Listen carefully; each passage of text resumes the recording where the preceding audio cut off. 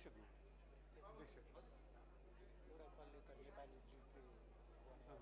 पोहोर सालमा नेपाली उसलाई प्रोत्साहन दिने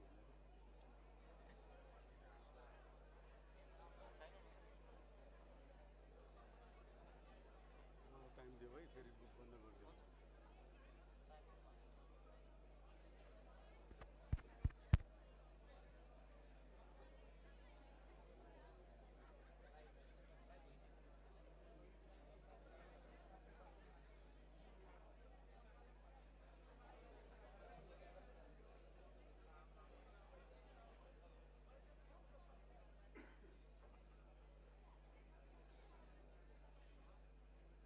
आउनुभयो म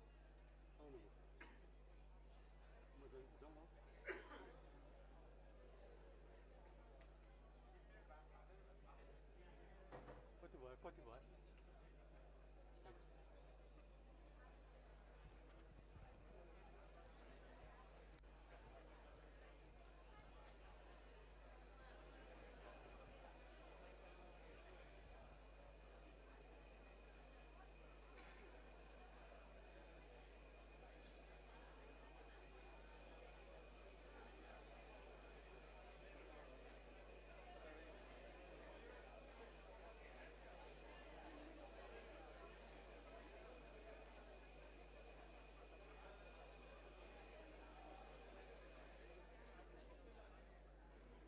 माननीय सदस्यहरू, सम्माननीय सभामुखज्यू, सम्माननीय अध्यक्षज्यू,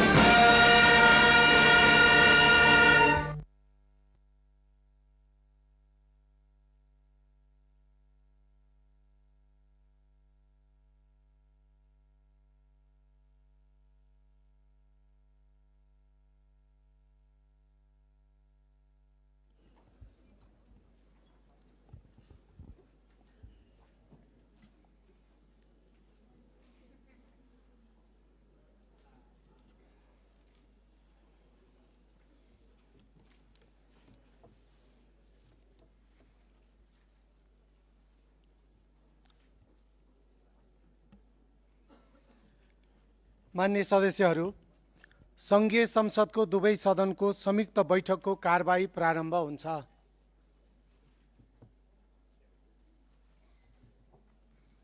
मान्य सदस्यहरू, अब सङ्घीय संसदको संयुक्त बैठक र संयुक्त समिति कार्य सञ्चालन नियमावली 2080 को नियम 5 बमोजिम माननीय अर्थमन्त्री डाक्टर स्वर्णिम वाग्लेलाई आर्थिक वर्ष 2083-84 को राजस्व र व्ययको वार्षिक अनुमान प्रस्तुत गर्न अनुमति दिन्छु।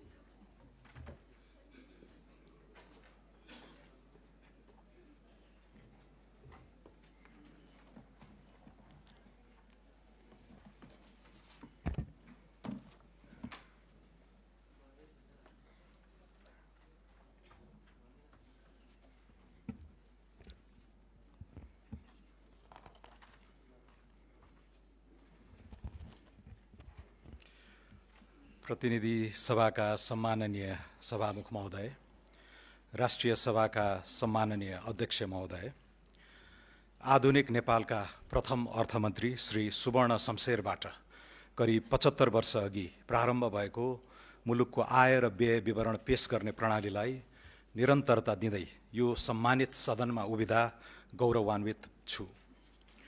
जनताको जीवनस्तर बेहत्तर पार्ने तत्कालीन उद्देश्य आज पनि उत्तिकै सान्दर्भिक छ। यस अवसरमा नागरिक स्वतन्त्रता, लोकतान्त्रिक अधिकार, सामाजिक न्याय र समुन्नत नेपालका लागि भएका विभिन्न आन्दोलनहरूमा जीवन उत्सर्ग गर्नुहुने शहीदहरूप्रति हार्दिक श्रद्धाञ्जली अर्पण गर्नुका साथै आन्दोलनमा आहत नागरिकहरूप्रति समानुभूति व्यक्त गर्दछु।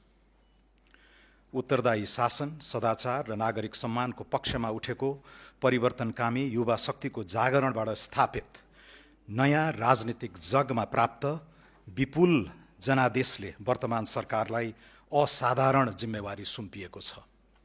अर्थमन्त्रीका रूपमा मैले यसलाई केवल संवैधानिक औपचारिकताको रूपमा मात्र होइन, राज्यको चरित्र, शासकीय संस्कार र अर्थतन्त्रको स्वरूप फेर्ने दायित्वका रूपमा ग्रहण गरेको छु। यो बजेट स्वदेश र विदेशमा रहे बसेका सम्पूर्ण नेपालीहरूले उत्पादनमुखी अर्थतन्त्र, अन्तर्राष्ट्रिय प्रतिष्ठा र प्रविधि मैत्री परिवर्तनबारे राख्ने गरेको जायज अपेक्षाको पत्यारिलो नीतिगत उपकरण बन्नेछ भन्ने विश्वास लिएको छु। नेपालको राजनीतिमा उमेरको पुस्तान्तरणसँगै राष्ट्रिय जीवनका सबै आयाममा रूपान्तरणको उत्कट प्रतीक्षा छ। अप्रतिगम्य परिवर्तनले ल्याएको यो अनुकूलतालाई आत्मसात गर्दै नीति, कानुन, संस्था, पद्धति, प्रक्रिया, नेतृत्व र नियतमा परिष्कारपूर्वक सुशासनका मानक स्थापित गर्न हामी कटिबद्ध छौँ। नीतिगत अन्योल, ढिलासुस्ती, संस्थागत कब्जा र राज्य स्रोतको दोहनको अन्त्य गर्दै परिणाम दिने शासन प्रणाली निर्माण गर्नु आजको आवश्यकता हो। वर्तमान संविधानले सामाजिक तथा सांस्कृतिक बहिष्करणको चक्र तोड्ने महत्त्वपूर्ण आधार तयार गरेको भए पनि आर्थिक अवसरहरूमा समान पहुँचका लागि अझ गहिरो संरचनात्मक सुधार आवश्यक छ। सूचना तथा सञ्चार एवं कृत्रिम बुद्धिमत्ता, वित्त, व्यापार र लगानीको विशिष्टीकृत विविधीकरण र त्यसको निसीम विस्तार संसारभर फैलिएको नेपाली समुदायको सामूहिक सामर्थ्य र प्रविधिकरणको आक्रामक उपयोगले जन्माएका चुनौती र अवसरहरूलाई पर्गेल्ने समय आएको छ। समन्यायिक आर्थिक वृद्धिको सूचक्र निर्माण गर्ने जिम्मेवारी हाम्रै काँधमा छ। यस यात्रामा रचनात्मक सुझाव र सहकार्यका लागि सङ्घीय संसद, राज्यका सबै निकाय, नागरिक समाज तथा सम्पूर्ण नेपाली जनता समक्ष सरकारका तर्फबाट हार्दिक अनुरोध गर्दछु। मुलुकको विद्यमान आर्थिक अवस्थाका परिसूचकहरू, प्रगतिका अवरोध तथा तिनको समाधानका सम्भावित मार्गहरूबारे वर्तमान आर्थिक स्थितिपत्र 2083 सार्वजनिक गरिसकेको छु। आगामी आर्थिक वर्षको नीति तथा कार्यक्रम र विनियोजन विधेयकका सिद्धान्त तथा प्राथमिकताबाट सरकारको सारभूत नीतिगत दिशाबारे प्रकाश पारिसकिएको छ। त्यसै गरी विस्तृत तथ्याङ्कीय चित्रणको दस्तावेज आर्थिक सर्वेक्षण 2082-83 संसदमा पेश भइसकेको छ। मुलुक अहिले बृहत आर्थिक सुधारको निर्णायक मोडमा उभिएको छ। राजनीतिक अस्थिरताको दुष्चक्र समाप्त भएको छ। अधिकांश समष्टिगत आर्थिक परिसूचक सुधारोन्मुख छन्। सुदृढ विदेशी विनिमय सञ्चितसहित वित्तीय प्रणालीमा पर्याप्त तरलता छ। स्वच्छ ऊर्जा उत्पादन र नयाँ प्रविधिमा विशाल सम्भावना छन् भने युवा जनसाङ्ख्यिक शक्ति ठूलो पुँजीका रूपमा उपस्थित छ। यद्यपि अन्तर्राष्ट्रिय आपूर्ति श्रृङ्खलाको अस्थिरता, आन्तरिक बजारको शिथिलता, उत्पादनशील क्षेत्रमा न्यून लगानी तथा सार्वजनिक संस्थाप्रतिको अविश्वास चुनौतीका रूपमा रहेका छन्। यस बजेटको ध्येय यी चुनौतीलाई अवसरमा रूपान्तरण गर्दै राज्यको सेवा प्रदान क्षमता, निजी क्षेत्रको आत्मविश्वास र नागरिकको भरोसालाई एकै साथ उकास्नु छ। सम्माननीय सभामुख महोदय, सम्माननीय अध्यक्ष महोदय, सुरुमा म आर्थिक वर्ष 2083-84 को बजेट मार्फत बसाल्न खोजिएको थिति र सर्वाङ्गीण विकासको जगसँग सम्बन्धित केही उल्लेख्य सुधारहरूको घोषणा गर्दछु। उद्यम व्यवसायलाई राहत र मध्यम वर्गको विस्तार गरी समग्र अर्थतन्त्रलाई गतिशील बनाउन करका दरमा बृहत पुनरावलोकन गरेको छु। करको बोझ घटाउन आयकरको छुटको सीमा दोब्बर गरी व्यक्तिका लागि 10 लाख रुपैयाँ पुर्याएको छु।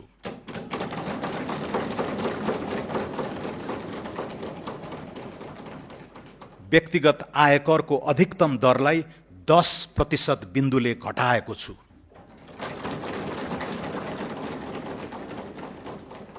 औद्योगिक कच्चा पदार्थको भन्सार महसुल तयारी मालवस्तु भन्दा कम्तीमा एक तह न्यून हुने गरी 273 प्रकारका कच्चा पदार्थमा भन्सार दर घटाएको छु।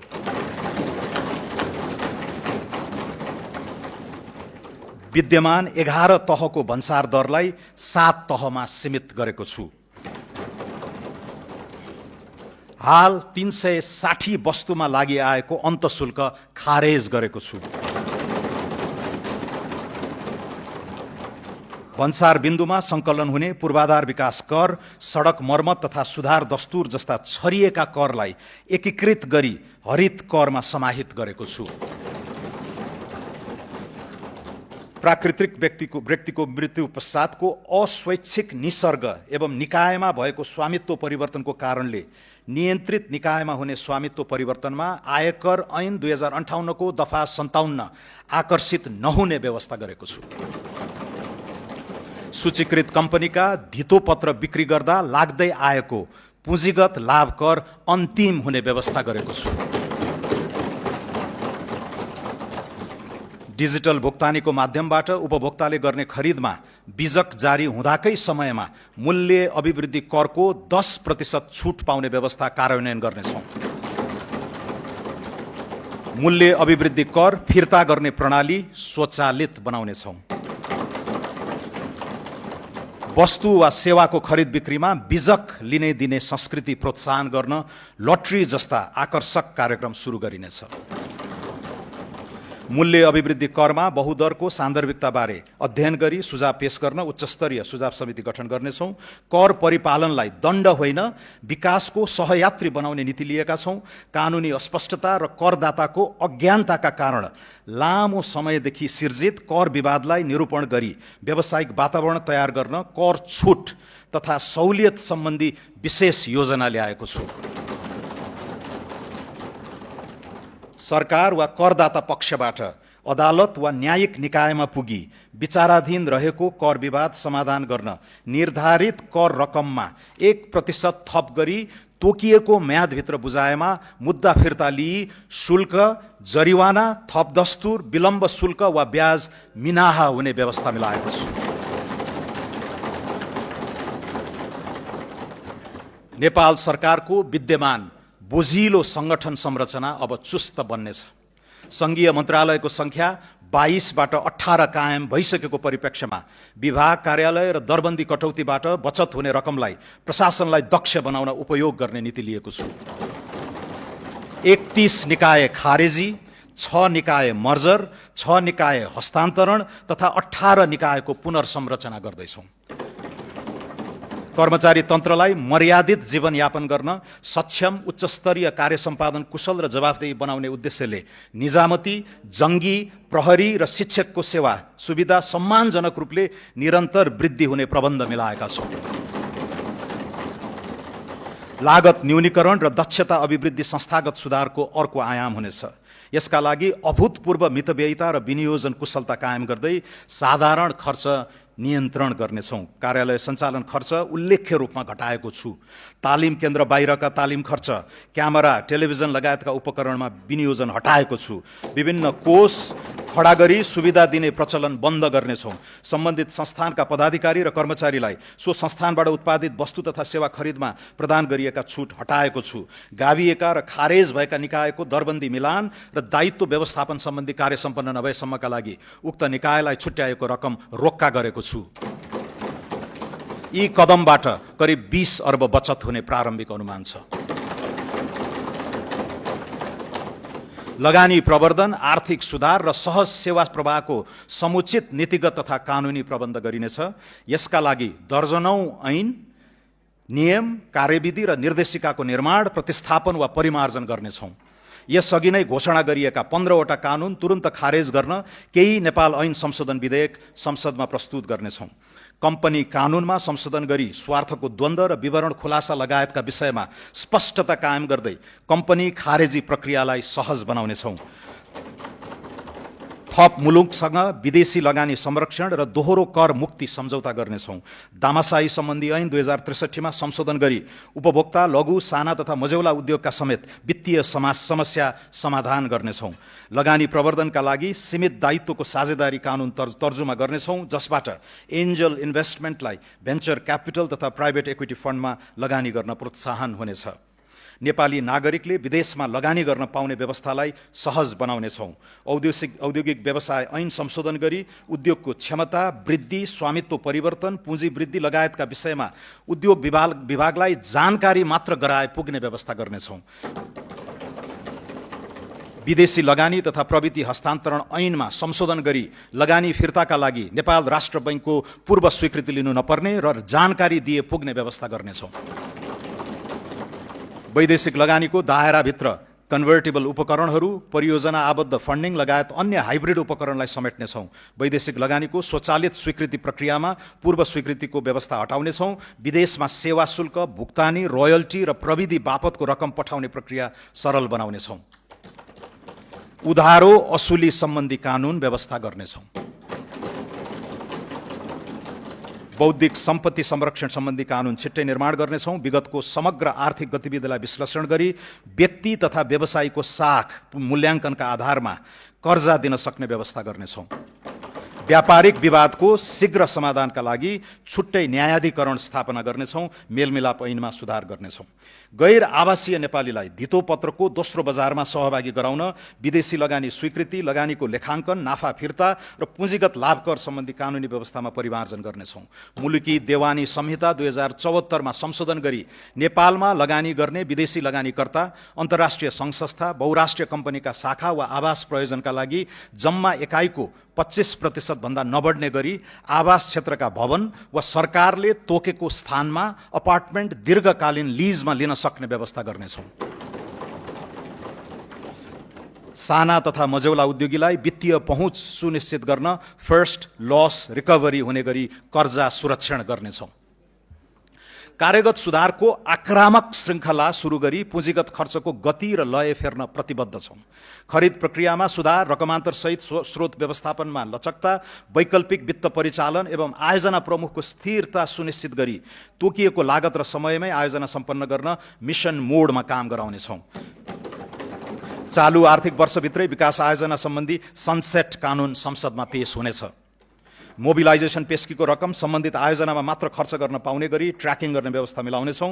हाइब्रिड एन्युइटी मोडलमा निर्माण गर्न सकिने पूर्वाधार आयोजनाको प्रारम्भिक पाइपलाइन 3 महिनाभित्र तयार हुनेछ। मध्यपूर्वको द्वन्द्वबाट इन्धन, बिटुमेन लगायत निर्माण सामग्रीमा भएको मूल्य वृद्धिबाट निर्माण व्यवसायीलाई परेको कठिनाइको सम्बोधन गर्नेछौँ। सफा सहर, सहज यातायात र सुरक्षित सडक चलायमान अर्थतन्त्रको अभिन्न अङ्ग बनाउनेछौँ। सडक यातायात, खानेपानी, सरसफाई र आर्थिक पहुँच पूर्वाधारलाई एकीकृत रूपमा विकास गर्नेछौँ। आगामी 5 वर्षभित्र सबै जिल्ला सदरमुकाम जोड्ने सडक तथा पुलको स्तरोन्नति गर्नेछौँ। यात्रा सुरक्षा र सडक स्तर सुधार गरी दुर्घटनाबाट हुने मानवीय क्षतिलाई न्यूनीकरण गर्नेछौँ। विकास र वातावरण बीच द्वन्द्व होइन, सामञ्जस्य स्थापित गर्नेतर्फ सरकार सचेष्ट रहनेछ। यसका लागि वातावरण संरक्षण ऐन 2076 र वन ऐन 2076 परिमार्जन गरिनेछन्। स्वीकृत वातावरणीय प्रभाव मूल्याङ्कन प्रतिवेदनमा उल्लेखित वनको क्षेत्रफल वा कटान हुने रुखको सङ्ख्या घटेको अवस्थामा पूरक वातावरणीय प्रभाव मूल्याङ्कन गर्न नपर्ने व्यवस्था गर्नेछौँ। वन क्षेत्रको स्वीकृति र रुख कटानको आदेशसम्मका निर्णयको बहुश्रृङ्खलालाई उल्लेख्य रूपमा घटाउनेछौँ। नवीन एवं वैकल्पिक वित्तीय उपकरणको प्रबन्ध मार्फत सरकारको वित्तीय चाप घटाइनेछ। यस क्रममा सरकारको ब्यालेन्स सिट बाहिरबाट नै पुँजी परिचालन गरी सार्वजनिक लगानी एवं प्रविधि भित्र्याउन नयाँ वित्तीय उपकरण प्रस्ताव गरेको छु। पूर्वाधारमा निजी लगानी परिचालन गर्न वैकल्पिक विकास वित्त कोष सम्बन्धी कानुन प्रतिनिधि सभाबाट पारित भइसकेको छ। अन्तर्राष्ट्रिय बजारमा नेपाली मुद्रामै अफसोर बन्ड शीघ्र जारी हुनेछ।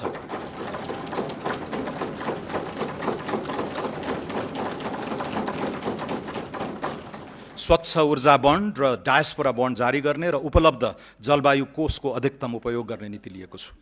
हाल वैदेशिक मुद्राको सुविधाजनक सञ्चित रहेको अवस्थामा केही प्रतिशत रकम सभरेन वेल्थ फन्डका रूपमा परिचालन गर्ने नीति लिएका छौँ।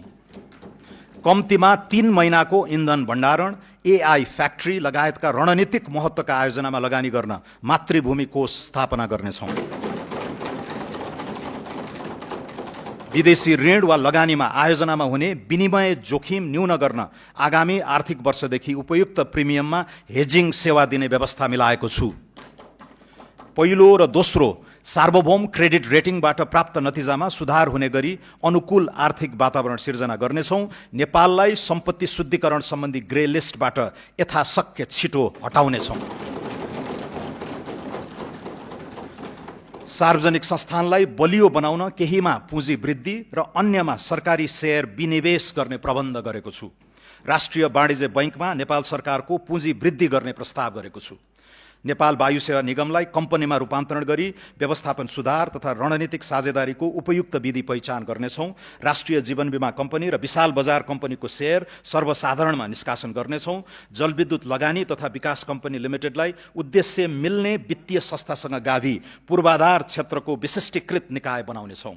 गोरखकाली रबर उद्योग लगायत 7 वटा सार्वजनिक संस्थानको सम्पत्ति तथा दायित्व मूल्याङ्कन DDA गरी निजी सार्वजनिक साझेदारी मोडलमा लगानी व्यवस्थापनको काम आगामी वर्षभित्रै सम्पन्न गर्नेछौँ। सूचना प्रविधि पूर्वाधारको विस्तारमा सरकारको अर्जुन दृष्टि रहनेछ। नेपाल टेलिकममा सङ्घीय सरकारको 66% सेयर कायम राखी बाँकी सेयर पुस मसान्तभित्र जनस्तरमा बिक्री गर्ने र प्राप्त रकम नेपाललाई टेक हब बनाउन उपयोग गर्नेछौँ।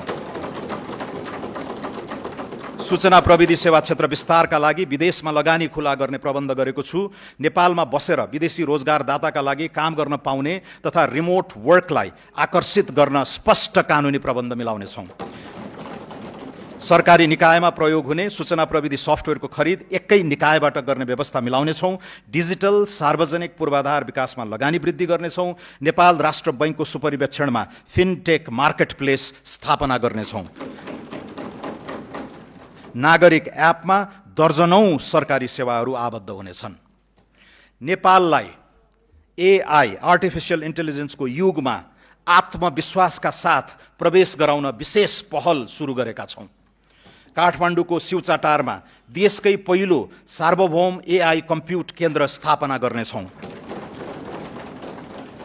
हजारौं एआई प्रोसेसिङ युनिट खरिद गरी एआई उद्यमी र स्टार्टअपलाई सहुलियतपूर्ण कम्प्युट क्षमता उपलब्ध गराउनेछौँ।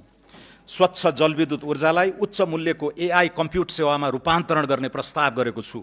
नेपालको विद्यमान अपार ऊर्जा शक्तिलाई कृत्रिम बुद्धिमत्ताको विकासमा प्रयोग गरी सिपयुक्त रोजगारी, डिजिटल निर्यात र एआईमा आधारित आर्थिक रूपान्तरणको जग निर्माण हुने विश्वास गरेको छु। आगामी आर्थिक वर्ष एआईको क्षेत्रमा अन्तर्राष्ट्रिय ख्याति बनाइरहेका कम्तीमा 15 जना नेपाली शोधकर्तालाई प्रतिष्ठित फेलोशिप प्रदान गरी नेपाल फर्केर योगदान गर्न आमन्त्रित गर्नेछु।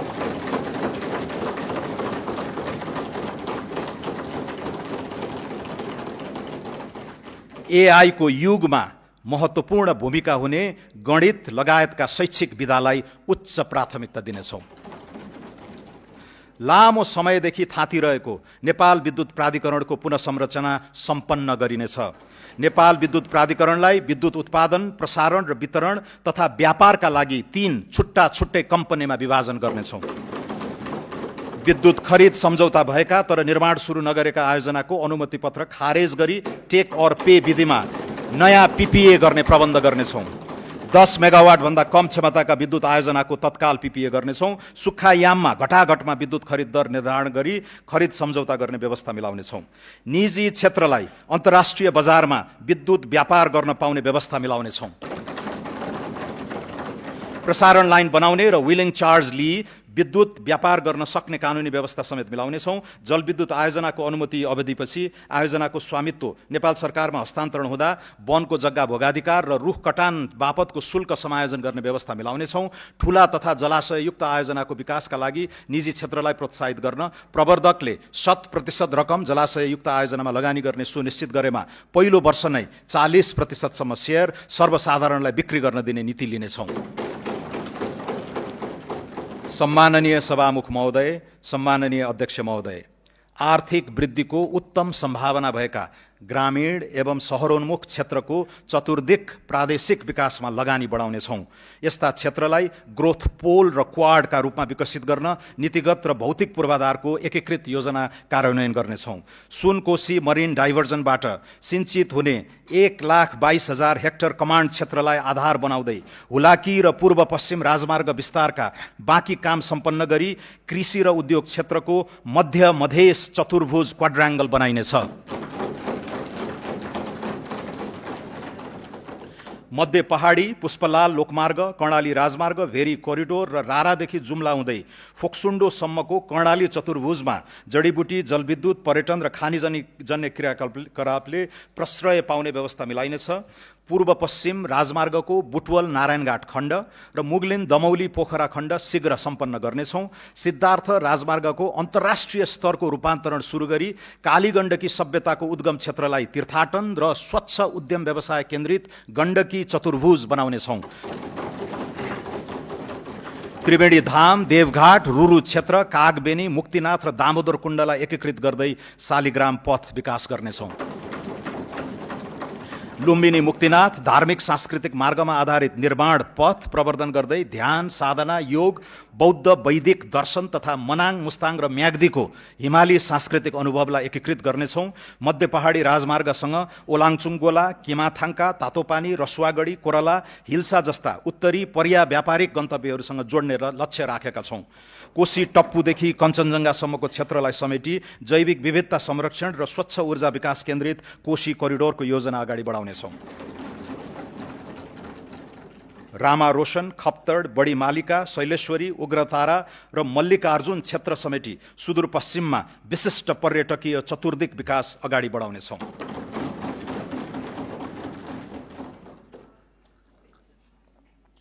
भिजन काठमाडौँ 2040 को दीर्घकालीन योजना कार्यान्वयन सुरु गर्नेछौँ। काठमाडौँ उपत्यकाको समग्र शहरी सेवा व्यवस्थापनका लागि अन्डरपास, फ्लाइओभर, इन्टरसेक्सन सुधार, नदी कोरिडोरको पूर्वाधार, पार्क निर्माण, फोहोर मैला व्यवस्थापन, युटिलिटी डक्ट, विद्युतीय तार भूमिगत गर्ने सहितको एकीकृत पूर्वाधार बनाउनेछौँ। प्रदेश र स्थानीय तहसँगको सहकार्यमा वित्तीय प्रोत्साहन सहित खुला क्षेत्रको संरक्षण र विस्तारका लागि विशेष पहल गर्नेछौँ। काठमाडौँ उपत्यकामा विद्युतीय सार्वजनिक बस सञ्चालन, चार्जिङ स्टेशन, ट्र्याकिङ प्रणाली, स्मार्ट बस पार्क, सुदृढ संस्थागत व्यवस्था सहितको स्मार्ट अर्बन मोबिलिटी कार्यक्रम छिट्टै सुरु हुनेछ। पोखरा उपत्यकामा पनि सार्वजनिक बसलाई विद्युतीय बसले प्रतिस्थापन गर्न ई मोबिलिटी सेवा सुरुवात गर्नेछौँ। भिजिट नेपाल वर्ष 2085 र नेपाल आरोग्य वर्ष 2027 सफल बनाउन सघन तयारी गर्नेछौँ। उच्च मूल्यका पर्यटक लक्षित रिजोर्ट र होटल निर्माण र सञ्चालनलाई भौतिक एवं वित्तीय प्रोत्साहन दिने व्यवस्था गरेको छु। पर्यटन गतिविधिहरूलाई आरोग्य पर्यटनको मूल विषयवस्तुमा ब्रान्डिङ गरी पर्यटकका स्रोत मुलुकहरूमा विविधीकरण गरिनेछ। नेपाललाई युरोपियन युनियनको एयर सेफ्टी लिस्टबाट बाहिर निकाल्न आगामी पुसभित्र नागरिक उड्डयन प्राधिकरणको पुनः संरचना गरी नियामक र सञ्चालकको पृथक भूमिका स्थापित गर्नेछौँ।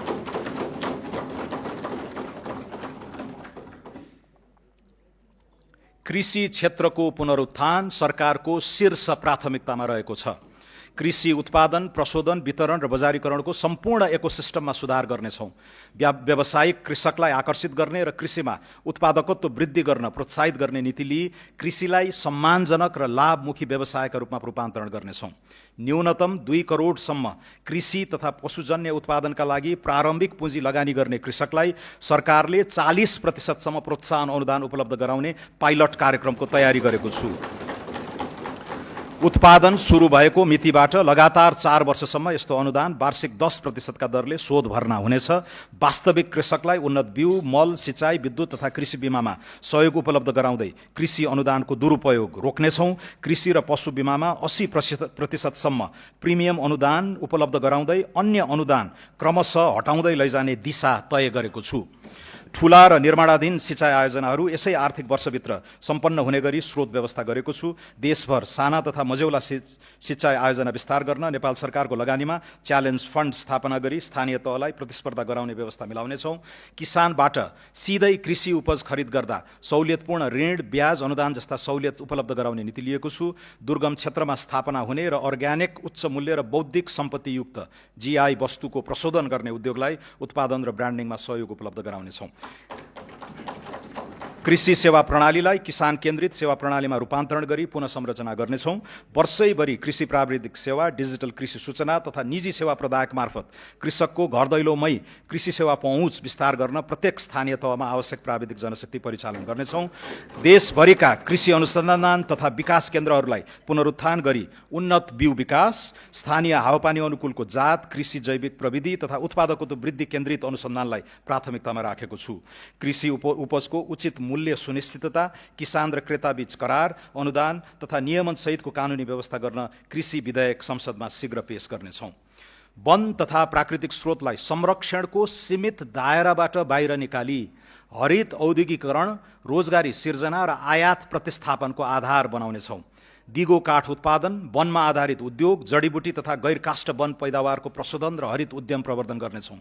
स्वदेशी काठ उद्योगको प्रतिस्पर्धात्मक अभिवृद्धि गर्न विकास निर्माणका क्रममा सङ्कलित कच्चा काठको बिक्री मूल्य पुनरावलोकन गर्नेछौँ। वन पैदावारको कटानी, सङ्कलन, ढुवानी र बिक्री वितरण सम्बन्धी अनुमति प्रणालीलाई पूर्ण डिजिटल तथा एकद्वार प्रणालीमा रूपान्तरण गरी प्रक्रियागत झन्झट हटाउनेछौँ। सामुदायिक वन उपभोक्ता समूहलाई उत्पादन, प्रशोधन, ब्रान्डिङ र उद्यम सञ्चालनमा थप स्वायत्तता प्रदान गर्नेछौँ। वन, वातावरण, उद्योग, ऊर्जा र पूर्वाधार सम्बन्धी कानुन तथा नीति बीचको असङ्गति हटाउनेछौँ। वन क्षेत्रको कार्बन स्टक, इकोसिस्टम सेवा तथा प्राकृतिक पुँजीको आर्थिक मूल्याङ्कन गरी बजेट तथा योजना प्रणालीमा समावेश गर्नेछौँ। लगानी एक्सप्रेसको अवधारणा कार्यान्वयन गर्न आगामी 3 महिनाभित्र स्वचालित रूट प्रणाली लागू गर्नेछौँ। कम्पनी र उद्योग दर्ता, वित्तीय सेवा, कर प्रणालीमा सहभागिता, भिसा आवेदनसम्मका सबै सेवा आबद्ध गरी सूचना प्राप्ति, अनुपालना प्रतिवेदन र जोखिममा आधारित परीक्षण हुने व्यवस्था गर्नेछौँ। लगानी बोर्डबाट स्वीकृत भएका परियोजनामा पुनः अन्य निकायबाट स्वीकृति लिनु नपर्ने कानुनी व्यवस्था गर्नेछौँ। स्वीकृत परियोजनाको लगानी सम्बद्ध अध्ययन अनुसन्धानका लागि लगानी भिसा उपलब्ध गराउनेछौँ। सेयर हस्तान्तरण, कर चुक्ता, सम्पत्ति मूल्याङ्कन, ऋण भुक्तानी, लाभांश वितरण र लिक्विडेसन प्रक्रियालाई सरल बनाई लगानी र मुनाफा फिर्ता सहज बनाउनेछौँ। उद्योग र औद्योगिक नवप्रवर्तनमा सरकार दत्तचित्त रहनेछ। गुणस्तरीय औद्योगिक पूर्वाधार विस्तार गर्ने नीति अनुरूप मोतीपुर र मयूर धाप जस्ता औद्योगिक क्षेत्र निजी क्षेत्रले निर्माण र सञ्चालन गर्नेछन्। 5 खाल विशेष आर्थिक क्षेत्रमा महिला उद्यमीलाई प्राथमिकता दिनेछौँ।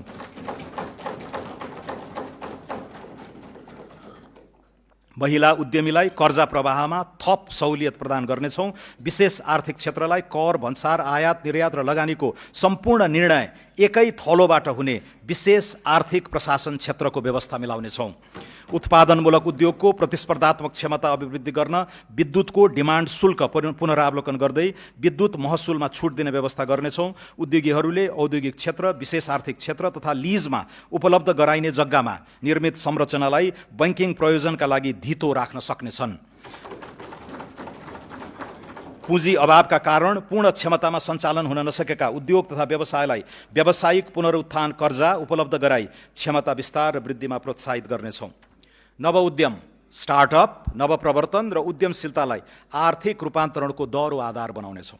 नवउद्यमलाई पहिचान, सिप बजार र वित्तीय पहुँचसँग अनुकूलित गर्दै नाफा आबद्ध कर सहुलियत, सार्वजनिक खरिदमा प्राथमिक पहुँच, डिजिटल दर्ता तथा नियामकीय सहजीकरण मार्फत नवउद्यम सञ्चालन प्रणालीलाई सुदृढ बनाउनेछौँ।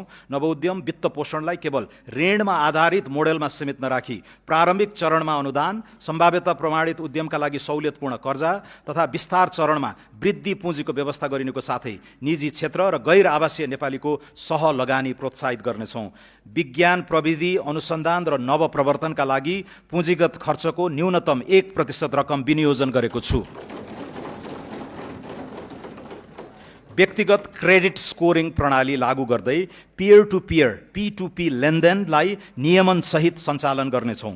कृषि, उद्योग, पर्यटन र जलविद्युत क्षेत्रमा दीर्घकालीन स्थिर ब्याजदरमा कर्जा प्रवाह गर्न नीतिगत व्यवस्था गर्नेछौँ। बैंकिङ क्षेत्रमा बढ्दो खराब कर्जा तथा गैर बैंकिङ सम्पत्तिको प्रभावकारी व्यवस्थापन गर्न विशेष कानुनी अधिकारसहित राष्ट्रिय सम्पत्ति व्यवस्थापन कम्पनी पुस मसान्तसम्म स्थापना गर्नेछौँ।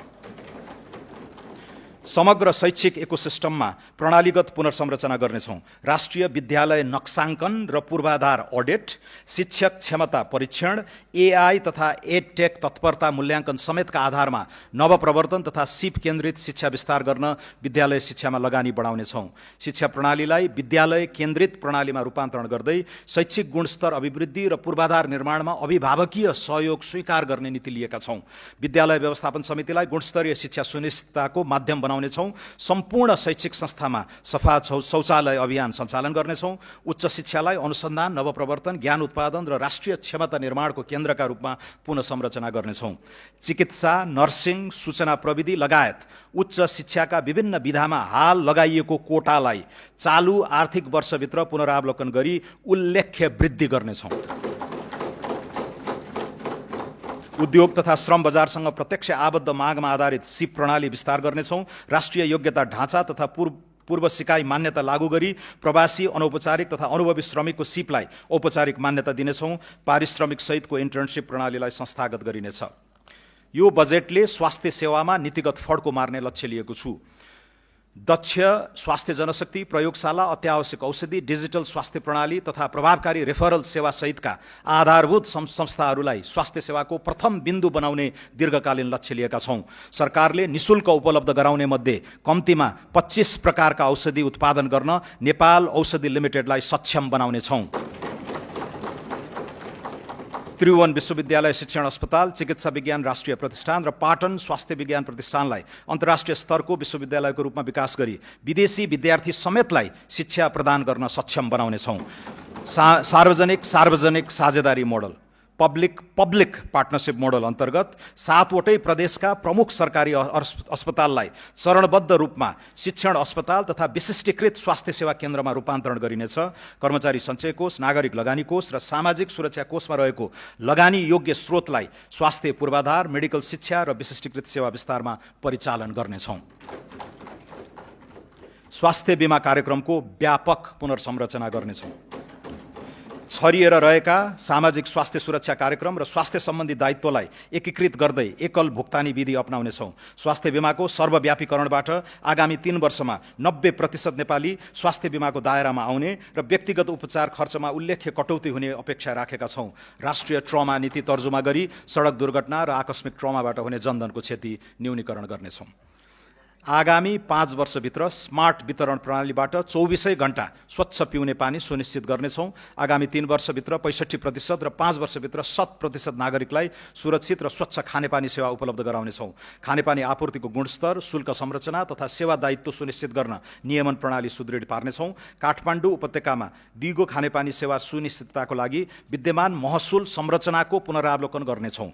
काठमाडौँ उपत्यका खानेपानी व्यवस्थापन बोर्ड, काठमाडौँ उपत्यका खानेपानी लिमिटेड, आयोजना कार्यान्वयन निर्देशनालय र खानेपानी तथा सरसफाई सेवा महसुल निर्धारण आयोगलाई गाभी एउटै संरचना बनाउनेछौँ। सामाजिक सुरक्षा प्रणालीलाई थप न्यायोचित र लक्षित बनाउनेछौँ। आर्थिक रूपमा सक्षम नागरिकलाई सामाजिक सुरक्षा भत्ता स्वैच्छिक रूपमा त्याग्न सक्नेले छोडौँ, नसक्नेलाई जोडौँ भन्ने राष्ट्रिय अभियान सञ्चालन गर्नेछौँ।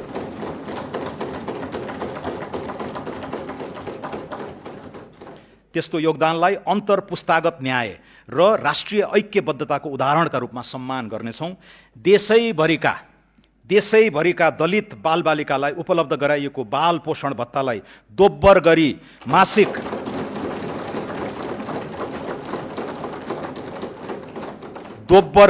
मासिक 1000 रुपैयाँ बनाएको छु। उच्च गरिबी भएका र मानव विकास सूचकाङ्कमा पछाडि परेका मुख्यतः मधेस, कर्णाली र सुदूरपश्चिम प्रदेशका 25 जिल्लाका बालबालिकाले पाउने पोषण भत्तालाई निरन्तरता दिएको छु। श्रमिक र रोजगारदाता अनिवार्य रूपमा श्रम रजिस्ट्रीमा आबद्ध हुनुपर्ने व्यवस्था गर्नेछौँ। यसबाट सुरक्षा गार्ड र घरायसी कामदारका अतिरिक्त निर्माण, कृषि, आतिथ्य, ढुवानी तथा औद्योगिक श्रमिक आपूर्ति गर्न इजाजत प्राप्त संस्थाले प्रदान गर्ने बिमा, आवास र डिजिटल गुनासो व्यवस्थापन जस्ता सेवाको मापदण्ड निर्धारण हुनेछ। श्रम क्षेत्रमा लिखित सम्झौता, न्यूनतम ज्याला, बिमा, कार्यस्थल सुरक्षा मापदण्ड तथा बैंक मार्फत पारिश्रमिक भुक्तानी अनिवार्य गर्नेछौँ। कार्यस्थल दुर्घटनामा अनिवार्य क्षतिपूर्ति र बिमा दाबी प्रणाली थप प्रभावकारी बनाउनेछौँ। पुस मसान्तभित्र श्रम न्यायाधिकरण मार्फत श्रम विवादको शीघ्र समाधान गर्ने र सम्झौता उल्लङ्घन, ज्याला ठगी तथा श्रम शोषणलाई आर्थिक अपराध सरह कानुनी दायरामा ल्याउने प्रणाली विकास हुनेछ। अनौपचारिक र असङ्गठित क्षेत्रमा कार्यरत श्रमिकलाई सामाजिक सुरक्षा प्रणालीमा आबद्ध गर्न विशेष अभियान सञ्चालन गर्नेछौँ। पुँजी बजारलाई मर्यादित र लगानी मैत्री बनाउन नियामकको क्षमता अभिवृद्धि, प्रविधि मैत्री कारोबार प्रणाली र लगानीकर्ता संरक्षण संयन्त्र सुदृढ गर्नेछौँ। नेपाल स्टक एक्सचेन्जको पुनः संरचना अघि बढाई इन्ट्राडे, सर्ट सेलिङ र डेरिभेटिभ जस्ता उपकरणको चरणबद्ध सुरुवात गर्नेछौँ। शेयर कर्नरिङ, इन्साइडर ट्रेडिङ जस्ता पुँजी बजारमा हुने अवांछित गतिविधि विरुद्ध शून्य सहनशीलताको नीति लिनेछौँ। नेपालको धितोपत्र बजारमा सूचीकृत कम्पनीलाई तोकिएको प्रक्रिया पूरा गरी विदेशी धितोपत्र बजारमा सूचीकृत हुने गरी ग्लोबल डिपोजिटरी रिसिट जारी गर्न सक्ने व्यवस्था मिलाउनेछौँ। सौम्य शक्तिको विस्तार गर्दै डायस्पोराको सिप, पुँजी र सञ्जालको सदुपयोग गर्नेछौँ। प्रवासमा रहेका नेपाली नागरिकलाई लोकतान्त्रिक प्रक्रियामा आबद्ध गराई उनीहरूको मताधिकार सुनिश्चित गर्न कानुनी, प्राविधिक तथा प्रशासनिक पूर्वाधार तयारी गर्नेछौँ। भिसा प्रणालीमा व्यापक सुधार गरी लगानी मैत्री अध्यागमन व्यवस्थापन गर्न नयाँ विधेयक संसदमा पेश गर्नेछौँ। अति कम विकसित मुलुकको राष्ट्रसङ्घीय दर्जाबाट निस्कन हाल न्यूनतम योग्यता पुगेको भए पनि अर्को 2 वर्ष घनीभूत आर्थिक, सामाजिक, राष्ट्रिय पुनर्जागरणको आडमा नेपालको स्तरोन्नति गराउने निर्णय गरेका छौँ। त्यस्तो स्तरोन्नति अप्रतिगम्य होस् भन्ने चाहेका छौँ। राजनीतिक प्रणालीमा पारदर्शिता र उत्तरदायित्वको बलियो आधार निर्माण गर्नेछौँ। स्वस्थ लोकतान्त्रिक प्रतिस्पर्धालाई संस्थागत गर्न राष्ट्रिय मान्यता प्राप्त राजनीतिक दलहरूलाई पछिल्लो आम निर्वाचनमा प्राप्त मतको आधारमा सरकारी अनुदान दिने बारे बृहत राजनीतिक बहस गराउनेछौँ। यसरी उपलब्ध हुन सक्ने अनुदानको लेखा परीक्षण महालेखा परीक्षकले गर्ने व्यवस्था मिलाइनेछ। प्रमाणमा आधारित नीति निर्माण, कार्यान्वयन र अनुगमनलाई प्रभावकारी बनाउनेछौँ। शैक्षिक गुणस्तर परीक्षण केन्द्र, कृषि तथ्याङ्क प्रणाली तथा नेपाल राष्ट्र बैंक अन्तर्गत रहेको उपभोक्ता मूल्य सूचकाङ्क सम्बन्धी तथ्याङ्क प्रणाली लगायतलाई राष्ट्रिय तथ्याङ्क कार्यालय अन्तर्गत एकीकृत गरिनेछ। त्यसैगरी नीति अनुसन्धान प्रतिष्ठानलाई राष्ट्रिय योजना आयोग अन्तर्गत राखी सरकारको दीर्घकालीन सोच र नीति निर्माण गर्न सक्षम निकाय बनाउनेछौँ। सम्माननीय सभामुख महोदय, सम्माननीय अध्यक्ष महोदय, अब म क्षेत्रगत कार्यक्रम र विनियोजन प्रस्तुत गर्दछु।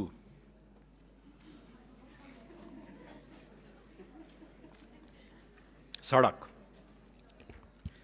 आगामी आर्थिक वर्ष करिब 1000 किलोमिटर सडक कालोपत्रे र 275 वटा सडक पुल निर्माण हुनेछ। 1028 किलोमिटर लामो पूर्व पश्चिम राजमार्गलाई 4 लेनमा स्तरोन्नति गर्ने कार्य 5 वर्षभित्र सम्पन्न गर्नेछौँ। यसै वर्ष कमला कञ्चनपुर र नारायणगढ बुटवल सडक खण्ड स्तरोन्नति कार्य सम्पन्न हुनेछ। आगामी वर्ष काकडभिट्टा लौकही, कमला बागमती, बुटवल गोरुसिङ्गे र धानखोला लमही खण्ड अन्तर्गत 80 किलोमिटर सडक स्तरोन्नति गर्नेछौँ। बागमती पथलया, नारायणगढ हेटौँडा र गोरुसिङ्गे चन्द्रौटा खण्डको स्तरोन्नति सुरु गर्नेछौँ। पकली कञ्चनपुर, चन्द्रौटा धानखोला र कोवलपुर गड्डा चौकी सडक खण्डको स्तरोन्नतिको अध्ययन सम्पन्न गर्नेछौँ। पूर्व पश्चिम राजमार्गको लागि रु 37 अर्ब 46 करोड विनियोजन गरेको छु। काठमाडौँ तराई मधेस द्रुत मार्गमा आगामी वर्ष 40 वटा पुल र 5.4 किलोमिटर सुरुङ निर्माण सम्पन्न गर्नेछौँ। द्रुत मार्गको लिङ्क रोड निर्माण सुरु गर्नेछौँ। यस मार्गको लागि रु 17 अर्ब 64 करोड विनियोजन गरेको छु। हुलाकी राजमार्ग आगामी 3 वर्षभित्र निर्माण सम्पन्न गर्नेछौँ। यस अन्तर्गत घना बस्ती भएको स्थानबाट राजमार्ग चौडा गर्ने कार्य सुरु गर्दै 8 वटा सडक पुल निर्माण सम्पन्न गर्नेछौँ। यस राजमार्गको लागि रु 4 अर्ब 65 करोड विनियोजन गरेको छु। कर्णाली राजमार्ग अन्तर्गत सुर्खेत जुम्ला गमगढी सडकको स्तरोन्नतिको लागि रु 1 अर्ब बजेट व्यवस्था गरेको छु। पुष्पलाल मध्य पहाडी राजमार्गको निर्माण आगामी 3 वर्षभित्र सम्पन्न गर्नेछौँ। यस अन्तर्गत 65 किलोमिटर सडक स्तरोन्नति र 5वटा पुल निर्माण सम्पन्न गर्न रु 2 अर्ब 16 करोड विनियोजन गरेको छु। मदन भण्डारी राजमार्ग अन्तर्गत 25 किलोमिटर सडक कालोपत्रे गर्न र पुल निर्माण गर्न रु 1 अर्ब 46 करोड विनियोजन गरेको छु। आगामी 3 वर्षभित्र मुख्य राजमार्ग तथा रणनीतिक सडकमा निर्माणाधीन पुल सम्पन्न गर्नेछौँ। राष्ट्रिय राजमार्गमा पर्ने 40वटा ठूला पुल निर्माण तथा स्तरोन्नति सम्पन्न गर्नेछौँ। राष्ट्रिय राजमार्ग तथा रणनीतिक सडक पुल, विशेष महत्त्वका पुल र स्थानीय सडक पुलका लागि रु 9 अर्ब 87 करोड विनियोजन गरेको छु। पृथ्वी राजमार्ग अन्तर्गत तनहुको आबु खैरेनीदेखि पोखरासम्मको 4 लेन सडक निर्माण शीघ्र सम्पन्न हुनेछ। मुगलिङ आबु खैरेनी खण्डको निर्माण कार्य सुरु गर्नेछौँ। नागढुङ्गा मुगलिङ खण्ड अन्तर्गत 40 किलोमिटर सडक स्तरोन्नति हुनेछ। नागढुङ्गा सुरुङ मार्ग आगामी साउनदेखि सञ्चालनमा ल्याउनेछौँ। यी सडक खण्डको लागि रु 6 अर्ब 55 करोड विनियोजन गरेको छु। कर्णाली कोरिडोरको 31 किलोमिटर कालोपत्रे एवं ग्राभेल गर्नेछौँ। त्यस्तै कालीगण्डकी कोरिडोरको 21 किलोमिटर कालोपत्रे हुनेछ। कोशी कोरिडोरको उत्तरी खण्डको 15 किलोमिटर कालोपत्रे गर्नेछौँ। यी 3वटा कोरिडोरका लागि रु 6 अर्ब 25 करोड विनियोजन गरेको छु। गल्छी स्याफ्रुबेसी रसुवागढी सडक खण्डलाई स्तरोन्नति गर्न रु 1 अर्ब 35 करोड विनियोजन गरेको छु। सिद्धार्थ राजमार्गको बुटवल पोखरा खण्ड द्रुत मार्गका रूपमा निर्माण कार्य प्रारम्भ गर्नेछौँ। आगामी आर्थिक वर्षभित्र सिद्धबाबा सुरुङ मार्ग सम्पन्न हुनेछ। महाकाली कोरिडोरको दार्चुला टिङ्कर खण्डको ट्र्याक खोल्ने कार्यलाई विशेष प्राथमिकता दिएको छु।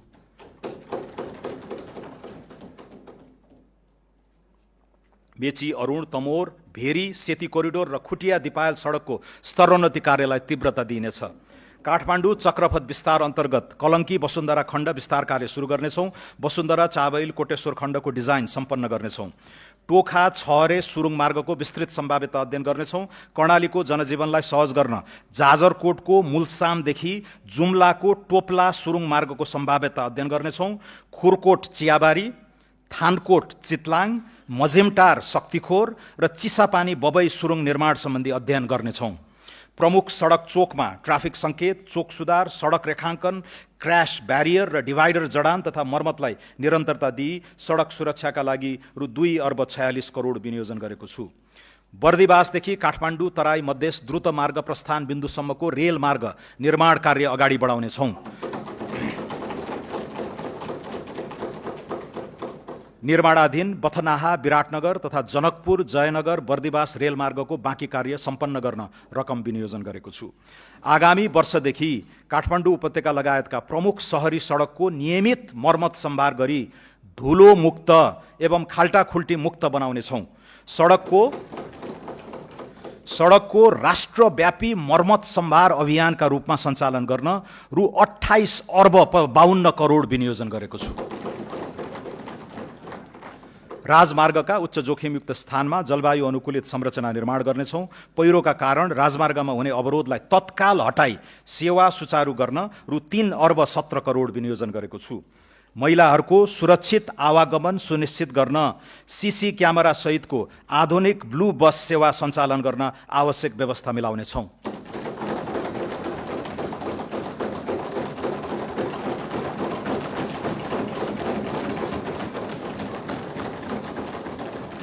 सहरी विकास मध्य पहाडी लोकमार्ग आसपासका 12 स्थानमा पहिचानयुक्त सहर निर्माण गर्न जग्गा विकास र पूर्वाधार निर्माण कार्यलाई निरन्तरता दिन रु 1 अर्ब 83 करोड विनियोजन गरेको छु। देशका प्रमुख सहरहरूमा एकीकृत फोहोर मैला व्यवस्थापन, ढलमुक्त नदी अभियान र नदी किनारामा हरियाली प्रवर्धनका लागि रु 4 अर्ब 19 करोड विनियोजन गरेको छु। जेनजी आन्दोलनका क्रममा क्षति भएका सरकारी भवनको प्रबलीकरण तथा पुनर्निर्माण कार्यलाई प्राथमिकता दिनेछौँ। जाजरकोट तथा रुकुम पश्चिम लगायतका जिल्लामा भूकम्पबाट क्षतिग्रस्त निजी आवास र सरकारी भवन पुनर्निर्माण कार्य सम्पन्न गर्न आवश्यक स्रोत विनियोजन गरेको छु। हालसम्म सडक सञ्जालबाट नजोडिएका स्थानीय तहका केन्द्रलाई राष्ट्रिय राजमार्ग वा नजिकको प्रदेश राजधानीसँग सर्वयाम सञ्चालन हुने सडकमा जोड्ने गरी स्थानीय तह केन्द्र पहुँच सुधार कार्यक्रम अगाडि बढाउनेछौँ। नागरिकलाई आधारभूत यातायात सेवामा पहुँच बढाउन बढीमा 30 मिनटको पैदल यात्राको दूरी नबढ्ने गरी झोलुङ्गे पुल निर्माण गर्न रु 5 अर्ब 14 करोड बजेट विनियोजन गरेको छु। राष्ट्रिय आवास कम्पनी लिमिटेड अन्तर्गत आवासीय परियोजना सञ्चालन गर्न पहिलो चरणमा झापा जिल्लाको मेचीनगर नगरपालिकामा 100वटा भवन निर्माण गरी सर्वसाधारणलाई बिक्री वितरण गर्नेछौँ। सडक तथा शहरी पूर्वाधार विकासका लागि 286 अर्ब 48 करोड विनियोजन गरेको छु।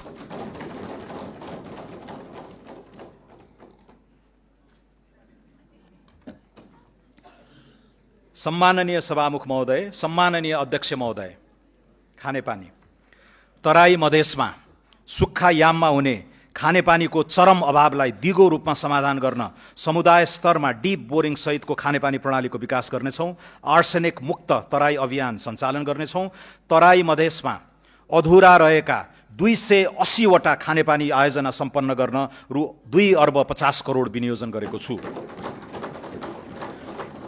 आगामी आर्थिक वर्ष याङ्री र लार्के खोलाबाट मेलम्चीमा पानी पथान्तरणका लागि अध्ययन सम्पन्न गर्नेछौँ। किर्तिपुर, मध्यपुर थिमी, जोरपाटी, पेप्सिकोला, नागार्जुन र महालक्ष्मी लगायतका स्थानमा पाइप सञ्जाल विस्तारको कार्य थालनी गर्नेछौँ। यस आयोजनाका लागि रु 7 अर्ब 26 करोड विनियोजन गरेको छु। शहरी क्षेत्रमा बिजुली, ढल तथा खानेपानी व्यवस्थापन एकीकृत रूपमा गर्नेछौँ। दमक, धरान, इटहरी, वीरगञ्ज र हेटौँडा लगायत प्रमुख सहर खानेपानी र ढल निर्माण तथा प्रशोधन कार्यक्रम सञ्चालन गर्न रु 2 अर्ब 34 करोड विनियोजन गरेको छु। उन्नत फिल्ट्रेसन प्रविधिको प्रयोग तथा राष्ट्रव्यापी पानी परीक्षण प्रयोगशाला सञ्जाल स्थापना गरी पानीको नियमित परीक्षण र क्युआर कोडमा आधारित अनुगमन गर्नेछौँ। काठमाडौँ उपत्यकाको सल्लागारी, कोडकु, धोबीघाट, गोकर्ण र हनुमान घाटमा दैनिक 7 करोड 27 लाख लिटरको फोहोर पानी प्रशोधन केन्द्रको निर्माण सम्पन्न गर्नेछौँ। यस कार्यका लागि रु 3 अर्ब 46 करोड विनियोजन गरेको छु। उपत्यका बाहिर खाँदबारी, बेलौरी, टाउन बजार, बारपाक र त्रिशुली बजारमा ढल प्रशोधन केन्द्र सञ्चालनमा ल्याउनेछौँ। खानेपानी तथा सरसफाइतर्फ रु 37 अर्ब 17 करोड विनियोजन गरेको छु।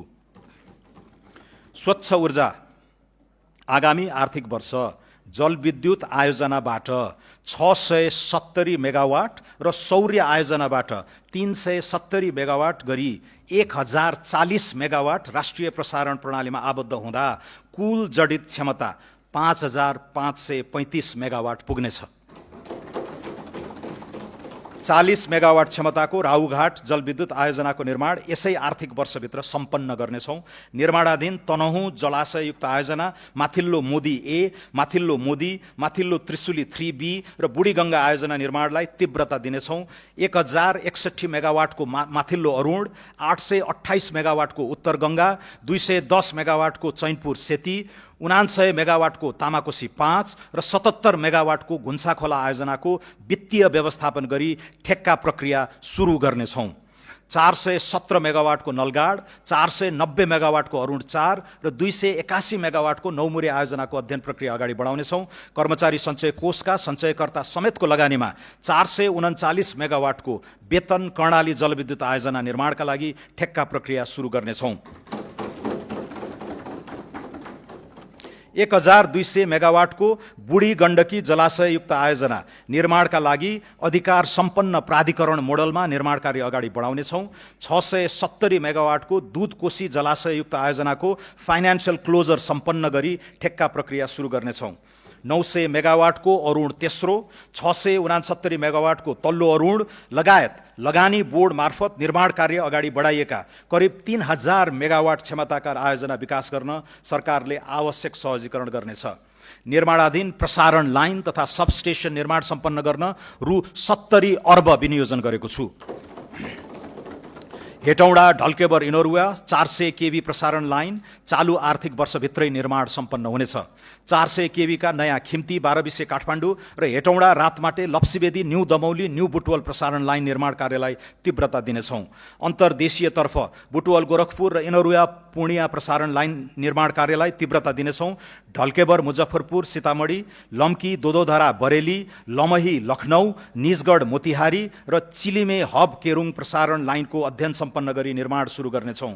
कर्णाली कोरिडोर राष्ट्रिय प्रसारण लाइन निर्माणलाई तीव्रता दिनेछौँ। राष्ट्रिय ग्रिड नपुगेका कर्णालीका स्थानीय तहमा विद्युतीकरणलाई तीव्रता दिनेछौँ। ग्रीन हाइड्रोजनको व्यावसायिक उत्पादनको प्रारम्भ गर्न हेटौँडामा 2.5 मेगावाट क्षमताको ग्रीन हाइड्रोजन प्लान्टलाई पाइलट परियोजनाको रूपमा कार्यान्वयन गर्नेछौँ।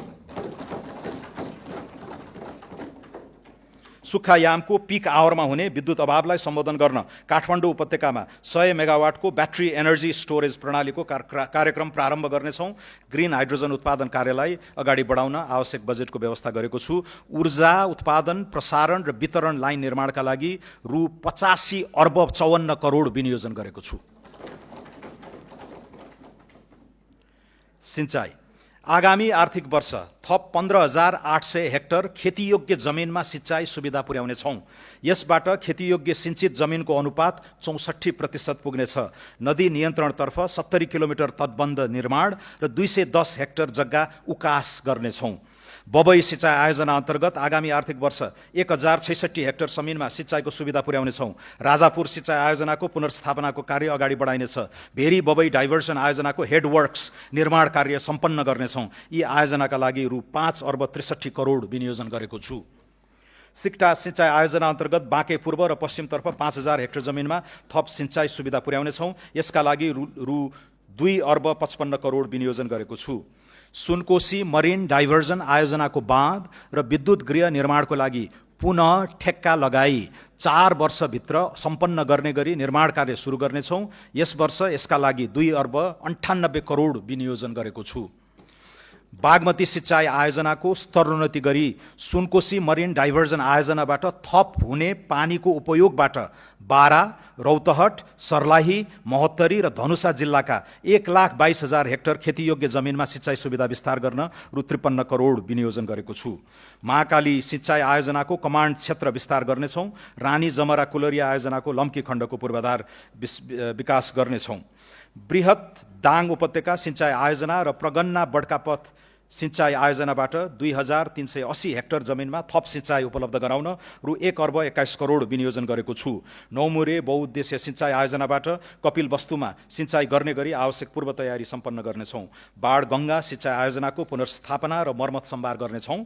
नारायणी सिंचाई आयोजना पुनर्स्थापनाका लागि बजेट छुट्याएको छु।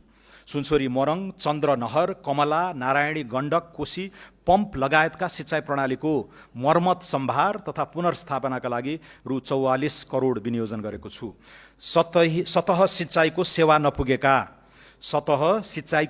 नपुगेका तराई मधेसका थप 3,980 हेक्टर खेतीयोग्य जमिनमा भूमिगत सिंचाई सुविधा पुर्याउन रु 1 अर्ब 83 करोड विनियोजन गरेको छु। त्यसै गरी सर्लाही र धनुषा जिल्लामा स्मार्ट प्रविधिको प्रयोग गरी भूमिगत सिंचाई सुविधा पुर्याउन आवश्यक रकम व्यवस्था गरेको छु।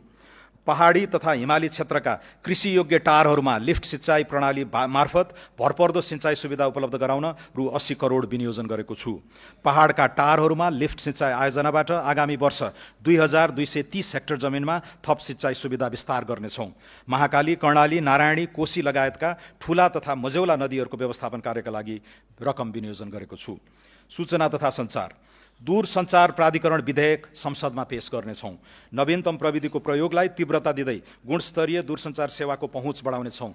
कर्णाली र सुदूरपश्चिम प्रदेशमा गुणस्तरीय टेलिफोन सेवा र नेटवर्क विस्तार गरिनेछ। सरकारी मुद्रणका लागि स्थापित विभिन्न संरचनालाई एक आपसमा गाभी एकीकृत सुरक्षित मुद्रण संस्थाको स्थापना गर्नेछौँ। नेपालमा दर्ता भएका सामाजिक सञ्जाल मार्फत व्यावसायिक क्रियाकलाप विस्तार गर्न प्रोत्साहन गर्नेछौँ। छापा तथा विद्युतीय सञ्चार माध्यमबाट हुने लोक कल्याणकारी विज्ञापनका लागि रु 33 करोड विनियोजन गरेको छु। सूचना तथा सञ्चार क्षेत्रका लागि रु 5 अर्ब 93 करोड विनियोजन गरेको छु। सम्माननीय सभामुख महोदय, सम्माननीय अध्यक्ष महोदय, खेलकुद खेल पूर्वाधारलाई युवा विकास र स्थानीय अर्थतन्त्रसँग जोड्दै आगामी 3 वर्षभित्र कम्तीमा 8000 दर्शक क्षमताका 10 वटा फुटबल रङ्गशालालाई फ्लड लाइट सहितको स्तरोन्नति गर्नेछौँ।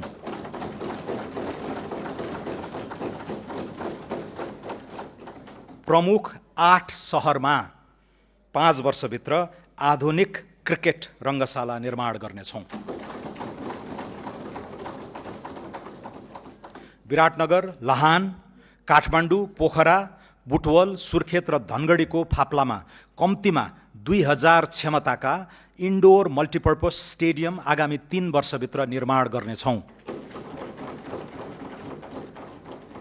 मूलपानी क्रिकेट रङ्गशाला तथा एकाडेमी, गिरिजा प्रसाद कोइराला क्रिकेट रङ्गशाला र कैलालीको फाप्ला क्रिकेट रङ्गशाला निर्माणका लागि डिजाइन पुनरावलोकन गरी लगानी मोडालिटी तयार गर्नेछौँ।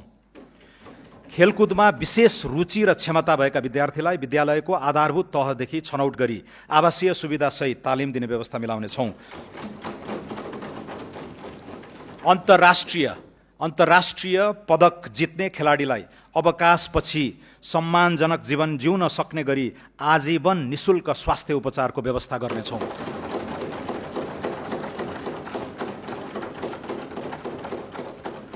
सुर्खेतमा 10औं राष्ट्रिय खेलकुद सम्पन्न गर्न र मध्य प्रदेशमा प्रस्तावित 11औं राष्ट्रिय खेलकुदको लागि आवश्यक पूर्वाधार निर्माण गर्न रकम छुट्याएको छु। खेलकुद क्षेत्रको लागि रु 4 अर्ब 3 करोड विनियोजन गरेको छु। गुणस्तरीय शिक्षा, मुलुकभरका सामुदायिक विद्यालयहरूको पूर्वाधार आवश्यकताको म्यापिङ गर्नका लागि रु 1 अर्ब विनियोजन गरेको छु।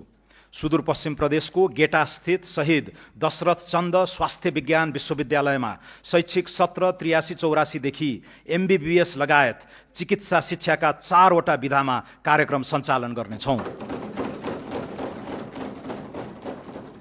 विद्यालय तहदेखि उच्च शिक्षासम्मका लक्षित विद्यार्थी छात्रवृत्तिका लागि रु 8 अर्ब 60 करोड विनियोजन गरेको छु। सङ्गीत, कला तथा साहित्य सम्बन्धी अध्ययनलाई देशैभर प्रवर्धन गर्नेछौँ। राजगुठी लगतमा दर्ता रहेको त्रिपुरेश्वर महादेव मन्दिर परिसरमा गुठी रिसर्च इन्स्टिट्युट एवं एथ्नो म्युजिकोलोजी सेन्टर स्थापनाका लागि रकम छुट्याएको छु। अन्तर्राष्ट्रिय स्तरका उच्च श्रेणीमा रहेका विश्वविद्यालयलाई नेपालमा क्याम्पस सञ्चालन गर्न नीतिगत व्यवस्था र प्रोत्साहन गर्नेछौँ। स्वदेशी र विदेशी प्राध्यापकहरूबीच प्राज्ञिक आदान प्रदान कार्यक्रम सुरु गर्नेछौँ। विश्वविद्यालयलाई शैक्षिक, प्रशासनिक तथा वित्तीय स्वायत्तता प्रदान गरी लागत साझेदारी मोडलमा सञ्चालन गर्न कानुनी प्रबन्ध मिलाउनेछौँ। वैदेशिक रोजगारीमा रहेका युवालाई खुला विश्वविद्यालय अन्तर्गत अध्ययनको अवसर प्रदान गर्नेछौँ। विभिन्न प्रदेशका सामुदायिक विद्यालयमा कक्षा 5 देखि कक्षा 8 सम्म अध्ययनरत विद्यार्थी तथा शिक्षक विद्यार्थी आदान प्रदान कार्यक्रम सञ्चालन गर्नेछौँ। मानव विकास सूचकाङ्कमा पछाडि परेका समुदायको आधारभूत शिक्षामा पहुँच सुनिश्चित गर्न आवासीय विद्यालय सञ्चालन गर्नेछौँ। यस कार्यक्रम चितवन जिल्लाको चेपाङ समुदायबाट सुरु गर्नेछौँ।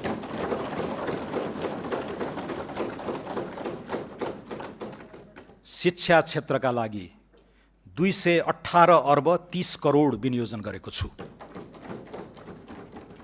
स्वास्थ्य, सबै नागरिकलाई गुणस्तरीय आधारभूत स्वास्थ्य सेवामा पहुँच तथा उपभोग सुनिश्चित गर्न स्वास्थ्य क्षेत्रमा 101 अर्ब 95 करोड विनियोजन गरेको छु। यसमध्ये स्वास्थ्य बीमा कार्यक्रममा 15 अर्ब बजेट विनियोजन गरेको छु। विपन्न नागरिक उपचार, आमा सुरक्षा कार्यक्रम, निशुल्क औषधि लगायत स्वास्थ्य सामाजिक सुरक्षाका कार्यक्रमका लागि रु 13 अर्ब 15 करोड विनियोजन गरेको छु। रोगको बदलिँदो प्रकृति र भार एवं लागत प्रभावकारिताका आधारमा आधारभूत स्वास्थ्य सेवाको प्याकेज परिमार्जन गर्नेछौँ। निर्माण सुरु भएका 336 आधारभूत अस्पताललाई आगामी 3 वर्षमा निर्माण सम्पन्न गर्नेछौँ। मानव विकास सूचकाङ्क कम भएका हरेक प्रदेशका एक स्थानीय तहको उपयुक्त स्थानमा आधारभूत अस्पताल निर्माण गर्ने र निर्माण सुरु नभएका अस्पतालहरूको हकमा वैज्ञानिक नक्साङ्कन पश्चात मात्र निर्माण गर्नेछौँ। आधारभूत अस्पताल सञ्चालन तथा पूर्वाधार निर्माणका लागि 5 अर्ब 90 करोड विनियोजन गरेको छु।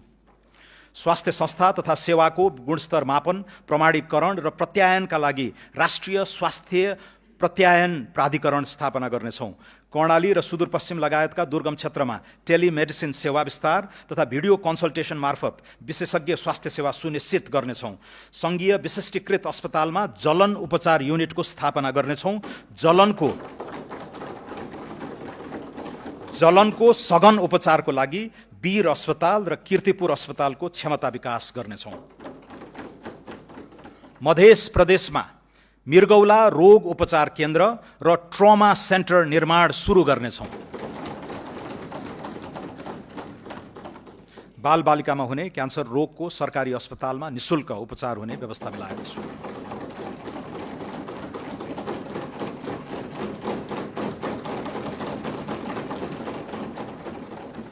नागरिक स्तरबाट स्थापना भई अन्तर्राष्ट्रिय क्षेत्रमै ख्याति प्राप्त अनुकरणीय सर्वसुलभ स्वास्थ्य सेवा उपलब्ध गराउने स्वास्थ्य संस्थालाई प्रोत्साहित गर्नेछौँ। यस अन्तर्गत धुलिखेल सामुदायिक अस्पताल र काठमाडौँ इन्स्टिट्युट अफ चाइल्ड हेल्थको स्तरोन्नति गर्न बजेट विनियोजन गरेको छु। तिलगङ्गा आँखा प्रतिष्ठानलाई लेन्स उत्पादनमा प्रोत्साहित गर्न कर सहुलियत प्रदान गरेको छु।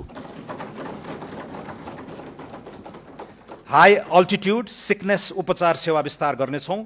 महामारी रोकथाम एवं प्रतिकारका लागि प्रभावित क्षेत्रमा द्रुत प्रतिकार्य टोली परिचालन गर्नेछौँ। देशभित्र उत्पादन वा आपूर्ति हुने औषधि, रोग निदानात्मक र अन्य स्वास्थ्यजन्य खाद्यान्न सामग्रीहरूको गुणस्तर र नियमन सुनिश्चित गर्न फुड एन्ड ड्रग एडमिनिस्ट्रेसन स्थापना गर्नेछौँ। सम्पूर्ण स्वास्थ्य संस्थाहरूमा रियल टाइम अनुगमनका लागि एक नागरिक एक डिजिटल प्रोफाइल प्रणाली कार्यान्वयनमा ल्याउनेछौँ। सामुदायिक, सहकारी र निजी क्षेत्रको सहकार्यमा सबै स्वास्थ्य संस्थामा सुलभ फार्मेसी सञ्चालन गर्नेछौँ। राष्ट्रिय औषधि प्रयोगशालाको स्तरोन्नति गर्नेछौँ। बीपी कोइराला मेमोरियल क्यान्सर अस्पतालमा पीईटी स्क्यान, साइक्लोट्रोन मेसिन खरिद तथा जडान गर्न पुँजीगत अनुदानका लागि रु 32 करोड विनियोजन गरेको छु। राष्ट्रिय आयुर्वेद पञ्चकर्म तथा योग सेवा केन्द्र बुढानीलकण्ठ, राष्ट्रिय आयुर्वेद अनुसन्धान तथा तालिम केन्द्र कीर्तिपुर र पोखरा स्थित प्राकृतिक तथा वैकल्पिक चिकित्सा सहितको आयुर्वेद अस्पताल सञ्चालनमा ल्याई आयुर्वेद तथा वैकल्पिक चिकित्सा क्षेत्रलाई स्वास्थ्य पर्यटनसँग जोड्नेछौँ। मध्य प्रदेश स्थित नारायणी अस्पताल, गजेन्द्र नारायण सिंह अस्पताल र राम राजा प्रसाद सिंह स्वास्थ्य विज्ञान प्रतिष्ठानको पूर्वाधार विकास कार्य अघि बढाउनेछौँ। कर्णाली प्रदेशका दुर्गम स्थानहरूमा एयर एम्बुलेन्स सेवा सुरु गर्नेछौँ। नर्सिङ कर्मचारीको रात्रि ड्युटी भत्ता दोब्बर गरेको छु।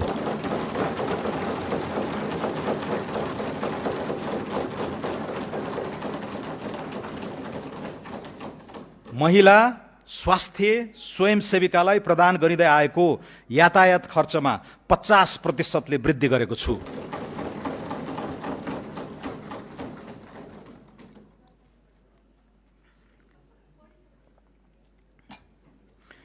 दलित समुदायको परम्परागत सिप संरक्षण, आय आर्जन, प्रविधि स्तरोन्नतिका क्रियाकलाप सहित एकीकृत रूपमा दलित केन्द्रित लगानी बढाउनेछौँ। देशैभरिका 5 वर्ष मुनिका दलित समुदायका बालबालिकाको पोषण सहायताका लागि रु 3 अर्ब विनियोजन गरेको छु। जेनजी आन्दोलनका शहीदको सम्मान गरिनुका साथै शहीद परिवारको लागि सम्मानजनक आर्थिक सहायता सुनिश्चित गरिसकिएको छ। आन्दोलनका घाइतेका लागि निशुल्क स्वास्थ्य उपचार, घाइतेको अवस्था अनुसार मासिक भत्ता र उद्यमशीलता विकासका कार्यक्रम सञ्चालन गर्नेछौँ। सरकारी कार्यालयले निर्माण गर्ने भौतिक संरचना, डिजिटल प्रविधि, वेबसाइट र सफ्टवेयरहरू सबै किसिमका अपाङ्गता भएका व्यक्तिले प्रयोग गर्न मिल्ने ढाँचामा विकास गर्दै लैजानेछौँ। सबै प्रदेशमा अपाङ्ग पुनर्स्थापना केन्द्र स्थापना गर्दै जानेछौँ। अटिजम भएका बालबालिकालाई लक्षित गरी पूर्वाधारयुक्त आवासीय नमुना विद्यालय सञ्चालन गर्नेछौँ। गिग वर्करलाई औपचारिक श्रम र सामाजिक सुरक्षाको दायरामा ल्याउनेछौँ। जीवन चक्रका विभिन्न चरणमा हुन सक्ने जोखिमबाट संरक्षण प्रदान गर्न सामाजिक सुरक्षातर्फ रु 120 अर्ब विनियोजन गरेको छु। लैङ्गिक हिंसा निवारण सम्बन्धी एकीकृत विधेयक तर्जुमा गर्नेछौँ। प्रदेश र स्थानीय सरकारसँगको सहकार्यमा सडक बालबालिका तथा ज्येष्ठ नागरिकको पारिवारिक पुनर्मिलन तथा सामाजिक पुनर्स्थापना गर्नेछौँ। नेपाललाई सडक बालबालिका मुक्त राष्ट्र घोषणा गर्नेछौँ। समतामूलक, सभ्य र सुसंस्कृत समाजको निर्माणका लागि छुवाछुत तथा भेदभाव विरुद्ध राष्ट्रिय अभियान सञ्चालन गर्नेछौँ। बाल श्रम, लैङ्गिक हिंसा, यौन दुर्व्यवहार, छाउपडी, महिनावारी विभेद, बालविवाह जस्ता सामाजिक विकृतिको अन्त्यका लागि तिनै तहबाट सामाजिक रूपान्तरण अभियान सञ्चालन गर्नेछौँ। लैङ्गिक तथा यौनिक अल्पसङ्ख्यक समुदायको मर्यादित जीवनयापनका लागि सामाजिक अन्तर्घुलन कार्यक्रम सञ्चालन गर्नेछौँ। महिला उद्यमशीलता विकासका लागि स्थानीय तहमा जीविकोपार्जन सुधार कार्यक्रम सञ्चालन गर्नेछौँ। बाल सुधार गृहको पूर्वाधार तथा व्यवस्थापनका लागि रु 31 करोड विनियोजन गरेको छु। दुर्गम क्षेत्रका ज्यान जोखिममा रहेका गर्भवती तथा सुत्केरी महिला र नवजात शिशुको हवाई उद्धार गर्न रकम विनियोजन गरेको छु। महिला बालबालिका लैङ्गिक तथा यौनिक अल्पसंख्यकतर्फ रु 2 अर्ब 27 करोड विनियोजन गरेको छु। कृषि विकास तथा भूमि व्यवस्थापन, रासायनिक मल खरिदका लागि चालु आर्थिक वर्षको विनियोजनमा वृद्धि गरी रु 32 अर्ब 46 करोड पुर्याएको छु। रासायनिक मल आपूर्ति क्यालेन्डर तयारी गरी मुख्य खाद्य बाली लगाउने समयमा सहज वितरण हुने व्यवस्था मिलाउनेछौँ। राष्ट्रिय कृषि आधुनिकीकरण कार्यक्रमका लागि रु 2 अर्ब 7 करोड विनियोजन गरेको छु। किसानको पहिचान कार्य आगामी आर्थिक वर्षमा सम्पन्न गरी परिचय पत्र वितरण सुरु गर्नेछौँ। कृषि योग्य नदी उकास लगायत उपयोगविहीन सरकारी जग्गा र बाँझो जमिनको उपयोग गर्न स्थानीय तहमा भूमि बैङ्कको स्थापना र निजी क्षेत्रलाई एग्रो पुलिङ गर्न प्रोत्साहन गर्नेछौँ। सिराहा र सप्तरीमा आँप तथा सर्लाहीमा गोलभेडा प्रशोधन केन्द्र स्थापना गर्नेछौँ।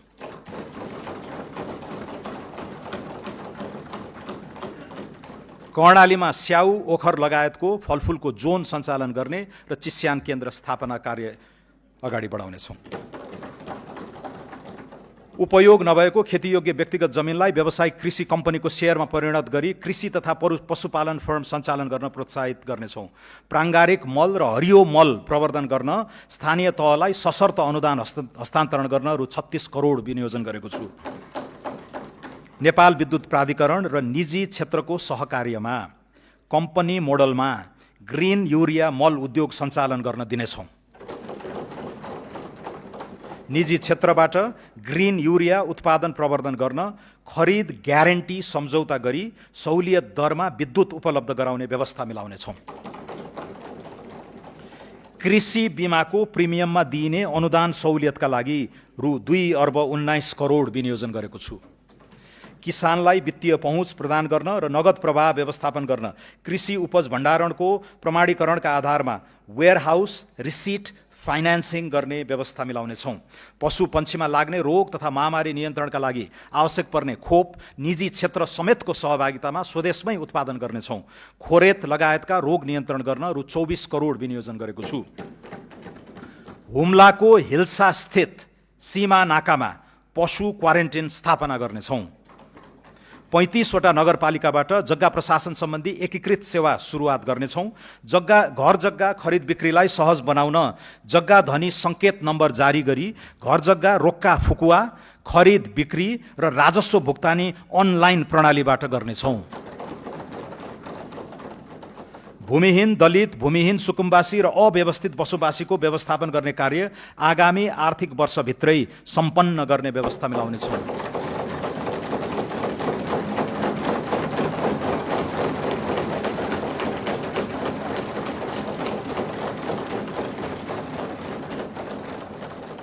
कृषि तथा पशुपन्छी विकासका लागि रु 46 अर्ब 92 करोड विनियोजन गरेको छु। वन वातावरण तथा जलवायु अनुकूलन, चुरे तथा तराई मधेस क्षेत्रको जलचक्रलाई दिगो बनाउन पानीका स्रोत संरक्षण तथा पोखरी निर्माण, पहिरो नियन्त्रण, तटबन्ध निर्माण लगायतका क्रियाकलाप सञ्चालन गर्न करिब रु 1 अर्ब विनियोजन गरेको छु। जडीबुटी तथा गैर काष्ठ वन पैदावारको समर्थन मूल्य निर्धारण गरी खरिद गर्ने कार्य सुरुवात गर्नेछौँ। कर्णालीमा जडीबुटी प्रशोधन केन्द्र स्थापना गर्नेछौँ। कार्बन उत्सर्जन कटौती बापत प्राप्त लाभमा स्थानीय समुदायलाई प्राथमिकता दिई उत्सर्जन न्यूनीकरणका लागि नतिजामा आधारित रेड प्लस कार्यक्रम सञ्चालन गर्नेछौँ। अन्तर्राष्ट्रिय जलवायु कोषको सहुलियतपूर्ण पुँजीमा निजी क्षेत्रको पहुँच पुग्ने व्यवस्था गर्नेछौँ। डढेलो नियन्त्रणका लागि ड्रोन तथा स्याटेलाइटको उपयोग गरी रियल टाइम सूचना आदान प्रदान गर्नेछौँ। जोखिमयुक्त क्षेत्रमा मानव वन्यजन्तु सह अस्तित्व कार्यक्रम सञ्चालन गर्नेछौँ। प्रमुख सहरहरूमा वायु प्रदूषण मापन केन्द्र र केन्द्रीय वातावरण प्रयोगशालाको स्तरोन्नति गर्नेछौँ। वन वातावरण तथा जलवायु क्षेत्रको लागि रु 12 अर्ब 31 करोड विनियोजन गरेको छु। संस्कृति तथा पर्यटन, ऐतिहासिक स्थलहरू तिलौराकोट, देवदह, कपिलवस्तु र रामग्रामको बृहत पूर्वाधार विकास गर्नेछौँ। बृहत लुम्बिनी विकास कार्यक्रमका लागि यो वर्ष 83 करोड विनियोजन गरेको छु। जनकपुरलाई विवाह गन्तव्यको रूपमा विकास र ब्रान्डिङ गर्नेछौँ। राम जानकी पथ राम जानकी पथ र राम जानकी परिक्रमा सडक स्तरोन्नतिका लागि रकम छुट्याएको छु। पर्यटकीय दृष्टिले महत्त्वपूर्ण पहाडी क्षेत्रमा हिल स्टेशनको प्रवर्धन गर्न पूर्वाधार विकासमा जोड दिनेछौँ। हिमाल आरोही तथा पदयात्रीको सुरक्षा र आकस्मिक उद्धारको भरपर्दो व्यवस्था मिलाउनेछौँ। मुस्ताङ र मनाङ लगायत उच्च हिमाली जिल्लामा रहेका 200 वर्षभन्दा पुराना कम्तीमा पनि 2 दर्जन ऐतिहासिक बौद्ध गुम्बाहरूको संरक्षणका लागि विशेष परियोजना ल्याउनेछौँ। कपिलवस्तुको तिलौराकोट, धनुषाको जनकपुर धाम र काठमाडौँको गोकर्णेश्वरलाई विश्व सम्पदा सूचीमा समावेश गराउन कार्य अगाडि बढाउनेछौँ।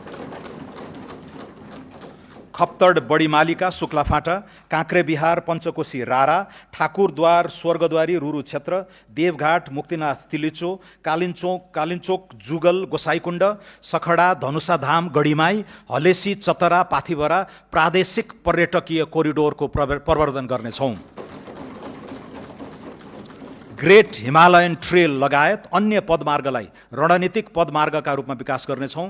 खप्तड, रामारोशन, बडीमालिका, बुढीनन्दा रारा, स्वर्गद्वारी, मुक्तिनाथलाई जोड्ने गरी उच्च पहाडी पर्यटन पदमार्ग डाँफे रुटको विकास गर्नेछौँ। अपी हिमाल, दोर्दी हिमाल, सिक्लेस कहुपुचे मनाङ, तिनजुरे पाथिभरा ट्रेकिङ रुट विकास गर्नेछौँ। साइकल ट्रेलका लागि उपयुक्त गण्डकी प्रदेशका मध्य पहाडमा परीक्षणका रूपमा कास्की, लिपेनी, थुम्सीकोट, भाचोक, लम्तरी, प्रिन्स चार्ल्स रुट हुँदै करापुसम्म र ब्यास, छाब्दी बाराही, बन्दीपुर, छिम्केश्वरी, लाब्दी, देवघाट रुट निर्माण गर्नेछौँ। आदिवासी जनजाति समुदायको संस्कृति संरक्षणका लागि कीर्तिपुर स्थित सङ्ग्रहालयको विस्तार गर्नेछौँ। दलित समुदायको परम्परागत मौलिक सिप, कला तथा पेशाको प्रवर्धन गर्न मधेस, कर्णाली र सुदूरपश्चिमका सघन दलित बस्तीलाई लक्षित गरी नमुना होमस्टे सञ्चालन गर्नेछौँ।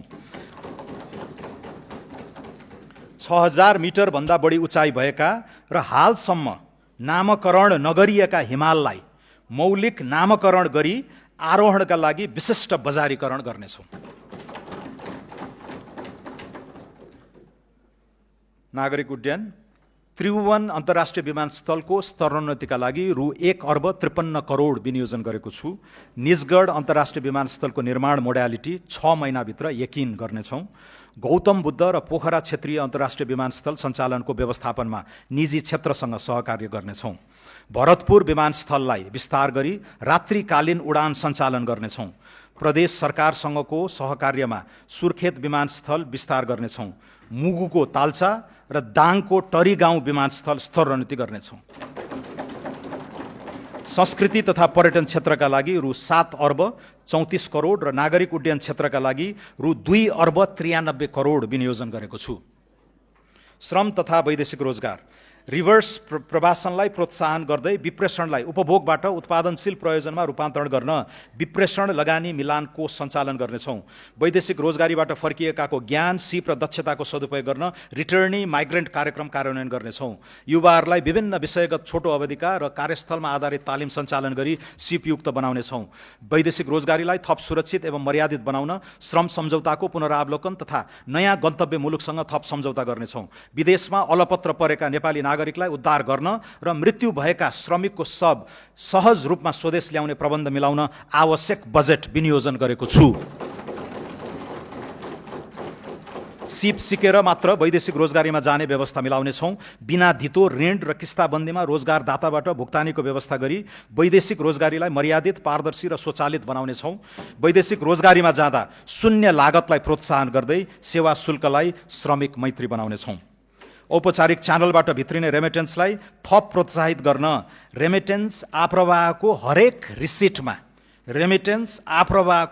रिसिटमा आधारित लटरी कार्यक्रम सञ्चालन गर्नेछौँ। अनौपचारिक क्षेत्रका श्रमिकको जीवनयापन र आधारभूत स्वास्थ्यलाई सहयोग पुग्ने गरी सहुलियत दरमा पौष्टिक खाना उपलब्ध गराउने गरी आवश्यक कार्यक्रम प्रारम्भ गर्नेछौँ। श्रम तथा रोजगार क्षेत्रमा रु 3 अर्ब 63 करोड विनियोजन गरेको छु। औद्योगिक विकास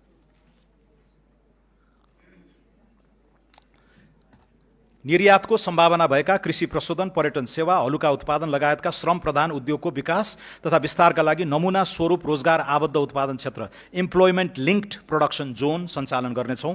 उद्योग प्रतिष्ठानको संस्थागत सामाजिक उत्तरदायित्व सम्बन्धी कानुनी प्रबन्ध मिलाउनेछौँ। सरकार र निजी क्षेत्रको सहकार्यमा औद्योगिक क्षेत्र तथा औद्योगिक करिडोरमा स्वच्छ ऊर्जामा आधारित प्रविधिको प्रयोग गरी ट्रिटमेन्ट प्लान्ट सहितको सिवरेज प्रणाली सञ्चालन गर्नेछौँ। उद्योग प्रतिष्ठानमा रहेका परम्परागत बोइलरलाई इलेक्ट्रिक बोइलरले प्रतिस्थापन गर्न सहुलियतपूर्ण ऋण सुविधा प्रदान गर्नेछौँ। 100 उद्योगहरूलाई विद्युतीय वा बायो ब्रिकेटमा आधारित बोइलरमा रूपान्तरण गर्न रु 22 करोड विनियोजन गरेको छु। औद्योगिक पूर्वाधार विकासका लागि रु 65 करोड विनियोजन गरेको छु। खानी सम्बन्धी लाइसेन्सको पुनरावलोकन गर्नेछौँ। नयाँ खानीको अन्वेषणका क्रममा फेज 2 सम्मको अध्ययनका लागि आवश्यक जियोलोजिकल ल्याब र परीक्षण अन्वेषणको व्यवस्था गर्नेछौँ। खानी क्षेत्र, ठुला उद्योग र 5 मेगावाटभन्दा बढी विद्युत खपत गर्ने निजी क्षेत्रबाट विकास हुने औद्योगिक क्षेत्रसम्मको सहज पहुँच तथा विद्युत आपूर्ति एवं प्रसारण लाइन निर्माण गर्नेछौँ। भारी सवारी सञ्चालन हुने औद्योगिक तथा खानी पहुँच सडकलाई विशेष मापदण्डसहित डिजाइन, निर्माण र मर्मत गर्न रु 50 करोड विनियोजन गरेको छु। खनिज तथा निर्माणजन्य सामग्री उत्खनन, उत्पादन, आपूर्ति र प्रयोगको समग्र नियमन तथा व्यवस्थापनका लागि खानी तथा खनिज प्राधिकरण स्थापना गर्नेछौँ। दैलेखमा रहेको पेट्रोलियमको व्यावसायिक उत्पादनका लागि आवश्यक प्रक्रिया शीघ्र अगाडि बढाउनेछौँ। धौवादी फलाम उद्योगमा रहेको नेपाल सरकारको सेयर अंश घटाई सार्वजनिक निजी साझेदारी मोडलमा सञ्चालन गर्ने कार्यविधि अघि बढाउनेछौँ। वातावरणीय दृष्टिकोणले उपयुक्त देखिएका ठाउँ पहिचान गरी ढुङ्गा गिटी बालुवा उत्खनन तथा प्रशोधन आपूर्ति गर्ने व्यवस्था मिलाउनेछौँ। वाणिज्य विश्व बजारमा उल्लेख्य परिमाणमा निर्यात गरी ब्रान्ड स्थापित भइसकेका नेपाली उत्पादनलाई थप सहुलियत प्रदान गर्नेछौँ। व्यापार तथा लगानी सहजीकरणका लागि व्यापार तथा औद्योगिक लजिस्टिक गुरु योजना कार्यान्वयनमा ल्याउनेछौँ। राष्ट्रिय उत्पादकत्व वृद्धिको गुरु योजना तयार गरी उत्पादनमा आधारित प्रोत्साहन कार्यक्रमका लागि रु 1 अर्ब 18 करोड विनियोजन गरेको छु। भैरवामा एकीकृत जाँच चौकी आइसिपी को निर्माण कार्य शीघ्र सम्पन्न गरी सञ्चालनमा ल्याइनेछ। चाँदनी दोधारामा निर्माणाधीन एकीकृत जाँच चौकी 2 वर्षभित्र निर्माण सम्पन्न गरिनेछ। नेपाल व्यापार एकीकृत रणनीतिले पहिचान गरेका गलैँचा, कार्पेट, धागो, तयारी कपडा, सिमेन्ट लगायतका वस्तु तथा कम तौल उच्च मूल्यका वस्तुको निर्यात अभिवृद्धिका लागि वस्तुगत निर्यात रणनीति तयार गरी कार्यान्वयन गर्नेछौँ। इन्धनको मूल्य स्थायित्व कायम गर्न फ्युचर्स कन्ट्र्याक्ट गर्ने सम्बन्धमा आवश्यक अध्ययन गर्नेछौँ। पेट्रोल पम्पमा न्यूनतम पूर्वाधार सहित EV चार्जिङ स्टेसन जडान गर्न प्रोत्साहन गर्नेछौँ। नेपाल आयल निगमबाट इथानोल उत्पादन गर्ने उद्योगसँग सम्झौता गरी तोकिएको मूल्यमा खरिद गर्ने ग्यारेन्टी गर्नेछौँ। नियामक निकायलाई सुदृढ गरी सबै किसिमका सिन्डिकेट, कार्टेलिङ, कालोबजारी, नाफाखोरी र अस्वस्थ प्रतिस्पर्धाको अन्त्य गर्नेछौँ। उद्योग वाणिज्य तथा आपूर्ति क्षेत्रका लागि रु 8 अर्ब 31 करोड विनियोजन गरेको छु। स्टार्टअप तथा नवप्रवर्तन। स्टार्टअप साना तथा मझौला उद्यमलाई राष्ट्रिय उद्यम इकोसिस्टममा आबद्ध गर्ने प्लेटफर्मको रूपमा नेपाल एन्टरप्राइज फेसिलिटी स्थापना गर्नेछौँ। प्लेटफर्मले उद्यम सम्बन्धी नीतिगत व्यवस्था, नवीन वित्तीय उपकरणको पहिचान र पहुँच, इन्क्युबेसन सहितको सहयोग सञ्जाल र स्वदेशी उद्यम अभियानलाई एकीकृत रूपमा अगाडि बढाउनेछ। कृषि एवं पशुजन्य उद्यम गर्न चाहने 1000 युवा उद्यमीलाई स्टार्टअप सुविधा उपलब्ध गराउनेछौँ। युवा वैज्ञानिकलाई स्वदेशमै अनुसन्धानको अवसर प्रदान गर्न अनुसन्धान, नवप्रवर्तन तथा उद्यमशीलता अभिवृद्धि कार्यक्रम सञ्चालनका लागि आवश्यक रकम विनियोजन गरेको छु। खगोलीय पर्यटन प्रवर्धन गर्न सगरमाथा आधार शिविरमा अब्जर्भेटरी केन्द्र स्थापनाका लागि रकम विनियोजन गरेको छु। विज्ञान, प्रविधि र नवप्रवर्धनका लागि रु 4 अर्ब र नेपाल एन्टरप्राइज फेसिलिटीका लागि रु 50 करोड विनियोजन गरेको छु। सम्माननीय सभामुख महोदय, सम्माननीय अध्यक्ष महोदय, सौम्य शक्ति र डायस्पोरा, पारस्परिक लाभ, राष्ट्रिय आत्मसम्मान र सार्वभौम हितमा आधारित सन्तुलित परराष्ट्र सम्बन्ध सुदृढ गर्दै आर्थिक समुन्नतिका लागि सौम्य शक्ति परिचालन गर्नेछौँ। आर्थिक कूटनीति, सांस्कृतिक पहिचान, प्रविधि तथा पर्यटनको एकीकृत उपयोग मार्फत नेपालको अन्तर्राष्ट्रिय उपस्थिति, विश्वसनीयता र प्रभाव विस्तार गर्नेछौँ। संयुक्त राष्ट्र सङ्घ लगायत अन्य बहुपक्षीय तथा क्षेत्रीय मञ्चहरूमा नेपालको भूमिकालाई सशक्त बनाउनेछौँ। क्षेत्रीय सन्निकटताका लागि सुदृढ कूटनीति अगाडि बढाउनेछौँ। नेपालको सौम्य शक्ति विस्तारका लागि बुद्ध जन्मभूमि, सर्वोच्च शिखर सगरमाथा, हिमालय श्रृङ्खला, योग ध्यान, सांस्कृतिक विविधता, शान्तिवादी राष्ट्रको छवि र अन्तर्राष्ट्रिय शान्ति मिसनमा सहभागिता लगायतका विषयहरूको उन्नत प्रसार गर्नेछौँ। विदेशस्थित नेपाली नियोगको सशक्तिकरण गरी निर्यात क्षमता, द्विपक्षीय व्यापार तथा लगानी, पर्यटन प्रवर्धन गर्न आर्थिक कूटनीति सबल बनाउनेछौँ। संविधानले सुनिश्चित गरेको गैर आवासीय नेपाली नागरिकता सम्बन्धी प्रावधानमा समसामयिक संशोधन गरी एक पटकको नेपाली सधैँको नेपाली भन्ने नारालाई मूर्त रूप दिनेछौँ।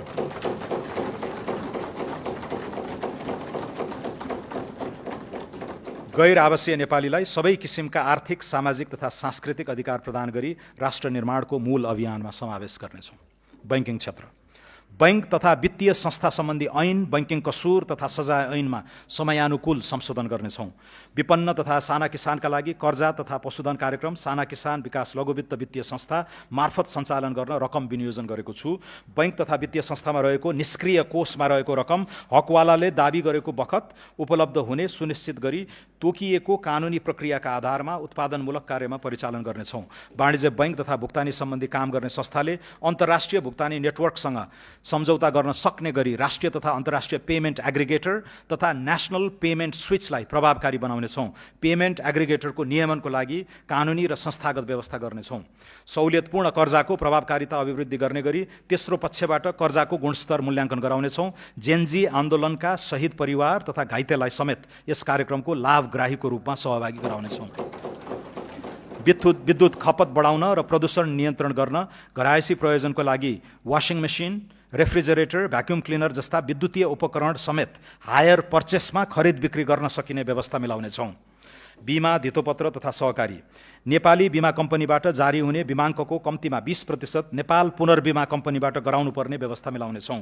दीर्घकालीन प्रकृतिका बीमाको सामूहिक बीमा कोषको नेतृत्व तथा सञ्चालन नेपाल पुनर्बीमा कम्पनीबाट हुने व्यवस्था गर्नेछौँ। जोखिम न्यूनीकरणको लागि पुनर्बीमाको निश्चित हिस्सा विदेशी पुनर्बीमा कम्पनीसँग गराउने व्यवस्था मिलाउनेछौँ। लामो समयदेखि वृद्धि हुन नसकेको तेस्रो पक्ष बीमाङ्क रु 10 लाख पुर्याइनेछ। सवारी दुर्घटना कम गर्न सवारी साधनमा दुर्घटना डिभाइस जडान गर्नुपर्ने व्यवस्था गर्नेछौँ। दुर्घटना, घातक रोग, ढुवानी लगायतको बिमा अनिवार्य गर्नेछौँ। कर्मचारी सञ्चय कोष, नागरिक लगानी कोष, निक्षेप तथा कर्जा सुरक्षण कोष, स्वास्थ्य बीमा बोर्ड र सामाजिक सुरक्षा कोषले सञ्चालन गर्ने सुरक्षण कार्यक्रमको पुनर्बीमा नेपाल पुनर्बीमा कम्पनी मार्फत गर्ने व्यवस्था मिलाउनेछौँ। शहरी क्षेत्रमा भवन निर्माणको नक्सा स्वीकृति गर्दा अनिवार्य रूपमा बीमा गर्ने व्यवस्था गर्नेछौँ। धितोपत्र बजार व्यवस्थापन र कसुर तथा सजाय सम्बन्धी छुट्टै विधेयक संसदमा पेश गर्नेछौँ। वित्तीय ट्रस्टीको नियमन गर्न ट्रस्टी विधेयक तर्जुमा गर्नेछौँ। बचत तथा ऋणको मुख्य कारोबार गर्ने सहकारी संस्थाको अनुगमन र नियमनमा राष्ट्रिय सहकारी नियमन प्राधिकरणको भूमिका थप प्रभावकारी बनाउनेछौँ। समस्याग्रस्त सहकारीका बचतकर्ताको रकम फिर्ताका लागि सहकारीको बचत रकम तथा सम्पत्ति बिक्रीबाट शोध भर्ना हुने गरी चक्रीय कोषको रूपमा स्थापित एकीकृत बचतकर्ता सुरक्षा कोषबाट बचत फिर्ता गर्ने कार्यलाई निरन्तरता दिइनेछ। सुशासन, स्वार्थको द्वन्द्व सम्बन्धी कानुन तर्जुमा गरी नीतिगत भ्रष्टाचार अन्त्य गर्नेछौँ। कसुरजन्य सम्पत्तिको प्रभावकारी व्यवस्थापनका लागि सम्बद्ध निकायलाई एकीकृत सूचना पद्धतिमा आबद्ध गरी असुल उपर जफत प्राप्ति तथा व्यवस्थापनलाई थप प्रभावकारी बनाउनेछौँ। निजामती कर्मचारी अस्पतालबाट बहुविशिष्टीकृत सेवा विस्तार गर्न अत्यावश्यक उपकरण जडान र भौतिक संरचना निर्माण गर्नेछौँ। हेलो सरकार संयन्त्रलाई सरकार नागरिक संवादको प्लाटफर्मको रूपमा विकास गर्नेछौँ। सरकारी कार्यालयमा डिजिटल टाइम कार्ड लागू गर्नेछौँ। राष्ट्रिय परिचय पत्रलाई सार्वजनिक सेवा प्रवाहको आधारभूत परिचय पत्रको रूपमा प्रयोग गर्दै मालपोत, यातायात, राहदानी, व्यक्तिगत घटना दर्ता तथा सामाजिक सुरक्षा व्यवस्थापन जस्ता नागरिक सेवासँग सम्बद्ध प्रणालीको सुदृढीकरण गर्नेछौँ। बदलिँदो आर्थिक कूटनीतिलाई मध्यनजर गरी डेनमार्क, ब्राजिल र दक्षिण अफ्रिकामा रहेका नेपाली दूतावास र छङ्दू, सान फ्रान्सिस्को स्थित महावाणिज्य दूतावास तथा विशाखापट्टनममा रहेको दूतावासको शाखा खारेज गर्नेछौँ। संवैधानिक निकायहरूको कार्य सम्पादन सुदृढ गर्न साधन स्रोत सम्पन्न बनाइनेछ। पछिल्लो 4 वर्षदेखि राष्ट्र सेवक कर्मचारीको तलब वृद्धि नभएको, यस अवधिमा उपभोक्ता मूल्य सूचकाङ्कमा आधारित मूल्य वृद्धि 17.3% भएको र मर्यादित जीवनयापनका लागि पारिश्रमिक सुविधा पुनरावलोकन गर्नुपर्ने महसुस गरेको छु। कर्मचारीले हाल प्राप्त गरिरहेको महँगी भत्तालाई निरन्तरता दिँदै सुरु स्केलमा 10% तलब वृद्धि गरेको छु। कार्य सम्पादनमा आधारित पारिश्रमिक प्रणालीको सुरुवात गर्न नयाँ तलबमानको 10% मासिक प्रोत्साहन भत्ताको व्यवस्था गरेको छु। यसबाट हाल खाइपाई आएको पारिश्रमिकमा करिब 21% खुद वृद्धि भई ग्रेड सहित न्यूनतम पारिश्रमिक करिब रु 40,000 देखि रु 1 लाख माथि कायम हुनेछ।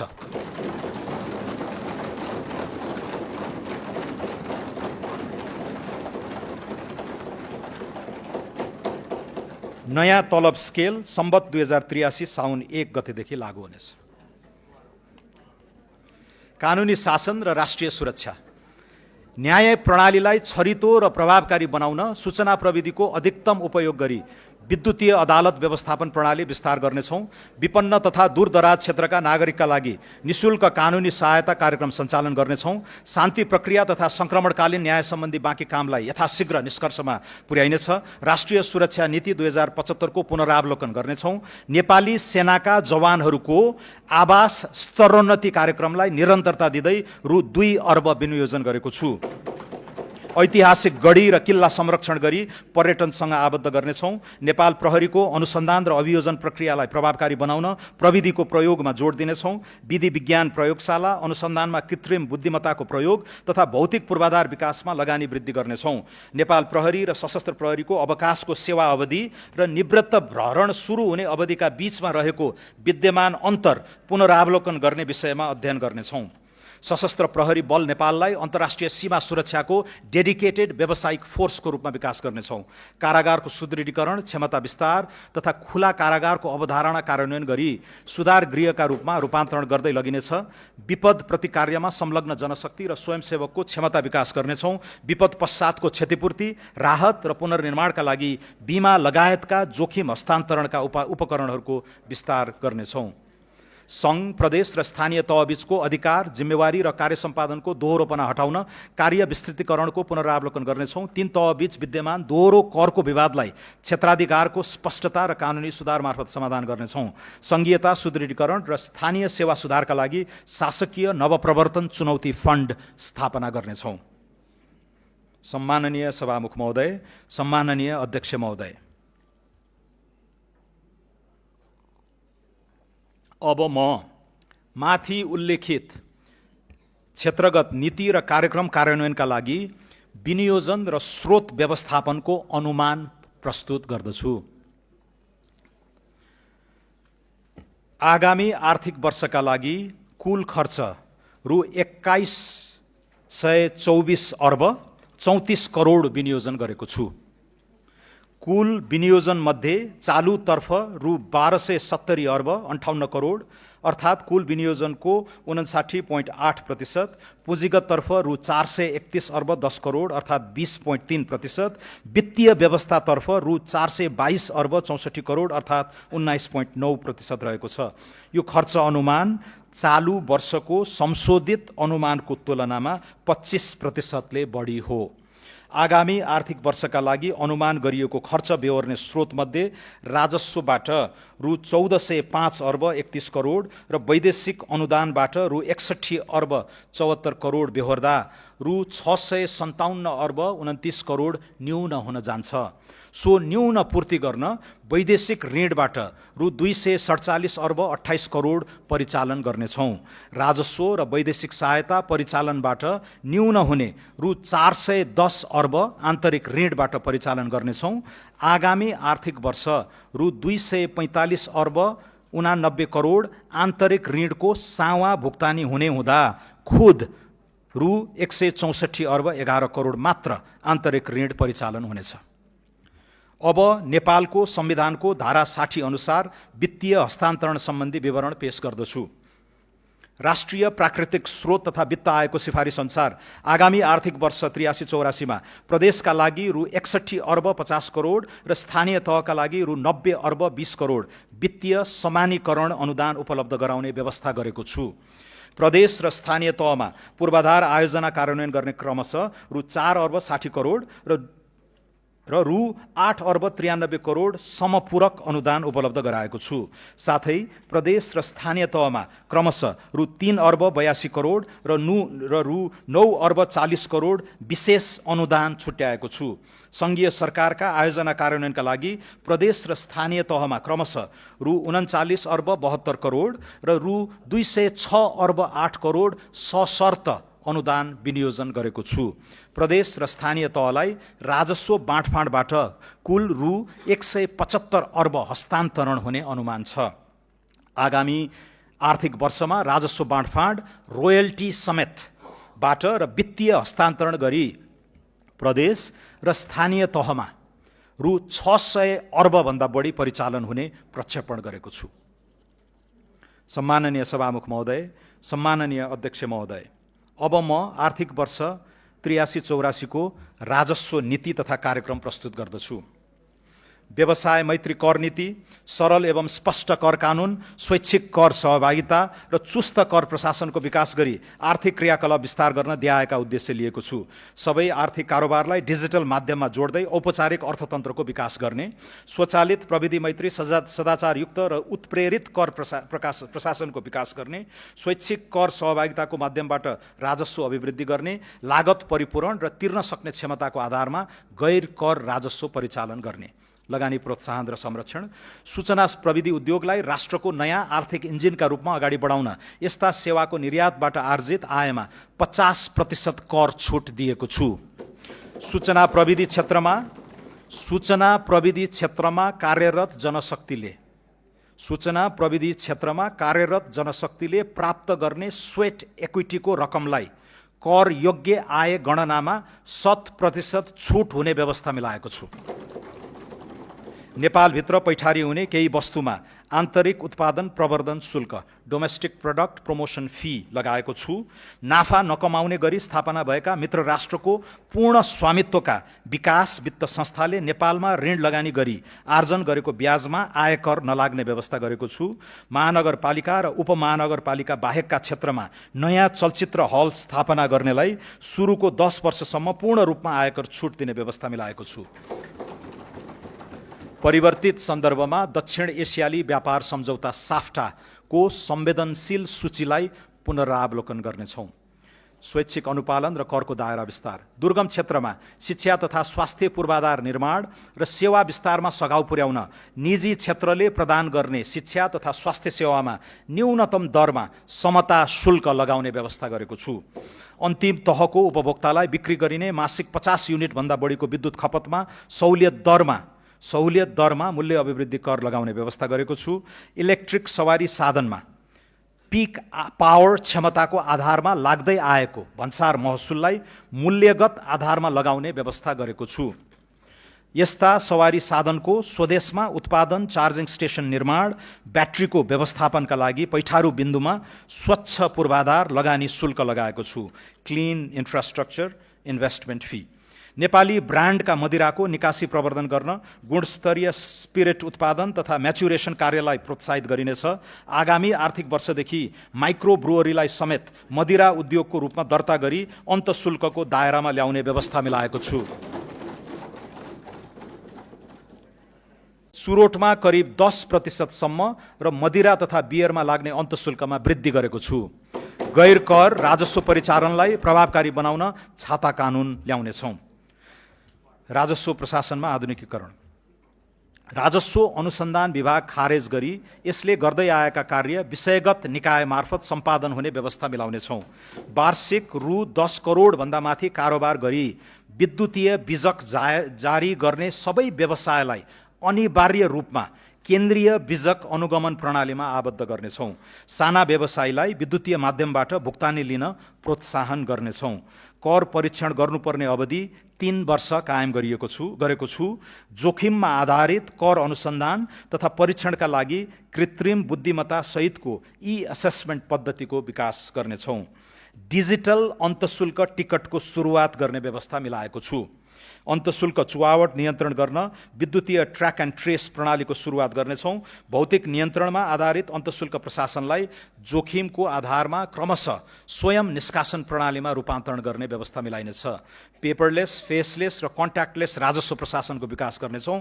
कर विवरण बुझाउने, भुक्तानी गर्ने, फिर्ता लिने लगायतका सेवाहरू स्वचालित रूपमा प्रवाह हुने व्यवस्था मिलाउनेछौँ। कर्मचारीको मनोबल उच्च बनाई राजस्व परिचालन वृद्धि गर्न राजस्व प्रशासनमा कार्य सम्पादन सूचकका आधारमा प्रोत्साहन भत्ताको व्यवस्था गरेको छु। एक ठाउँबाट अर्को ठाउँमा वस्तु ढुवानी गर्दा एकभन्दा बढी स्थानीय तहमा लगाइने गरेको निकासी, कवाडी लगायत बहुकर लिन पाइने छैन।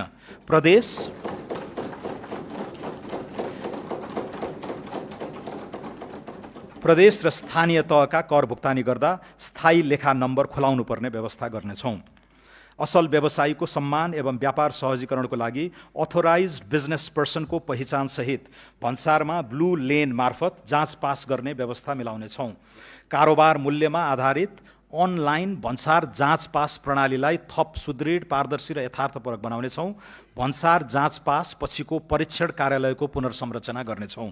स्थल मार्गबाट नेपाल प्रवेश गर्ने पर्यटकको सहजीकरणका लागि सबै मूल भन्सार कार्यालयमा सवारी साधनको अस्थायी पैठारी घोषणा गर्ने र शुल्कको भुक्तानी अनलाइनबाट हुने व्यवस्था मिलाइसकेको छु। वैवाहिक पर्यटनलाई प्रोत्साहन गर्न विवाह प्रयोजनका लागि ल्याउने सामान घोषणा, धरौटी लिने र विवाह सकेर फर्कदा धरौटी फिर्ता दिने व्यवस्थालाई स्वचालित बनाउनेछौँ। पर्यटकलाई कानुन बमोजिम तोकिएको सीमाभित्र परिवर्तीय विदेशी मुद्रा ल्याउन पाउने सरल व्यवस्था गर्नेछौँ। प्रविधि मैत्री निगरानी र संयुक्त रूपमा बजार अनुगमनबाट सीमावर्ती क्षेत्रमा हुने चोरी पैठारी नियन्त्रण गर्नेछौँ। अन्तर्देशीय भन्सार प्रशासनसँग माल वस्तु आइपुग्नु अगावै सूचना आदान प्रदान गर्ने सम्झौता थप विस्तार गर्नेछौँ। कर सहुलियत, छुट तथा सुविधा।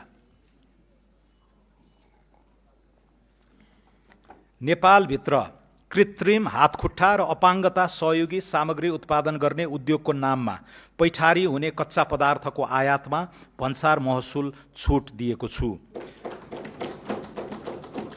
आवासीय भवनको बिमा बापत अधिकतम 10,000 रुपैयाँसम्म आयकर प्रयोजनको लागि कट्टी गर्न पाउने व्यवस्था मिलाएको छु।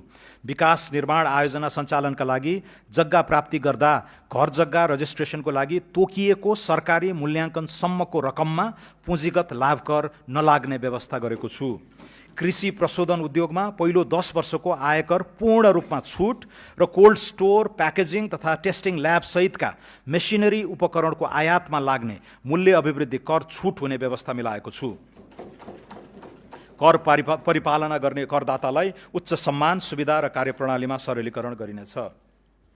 सम्माननीय सभामुख महोदय, सम्माननीय अध्यक्ष महोदय, आर्थिक वर्ष 2081-82 को यथार्थ खर्च, चालू आर्थिक वर्ष 2082-83 को संशोधित अनुमान र आगामी आर्थिक वर्ष 2083-84 को स्रोत सहितको व्यय अनुमान यसै साथ पेश गरेको छु। अनुमानित आय व्ययको विवरण अनुसूचीमा उल्लेख गरेको छु। दात्री राष्ट्र र निकायबाट प्राप्त हुने प्राविधिक सहायता र अन्तर्राष्ट्रिय गैर सरकारी संस्थाबाट परिचालन हुने सहायता सम्बन्धी विवरण समेत यसै साथ पेश गरेको छु।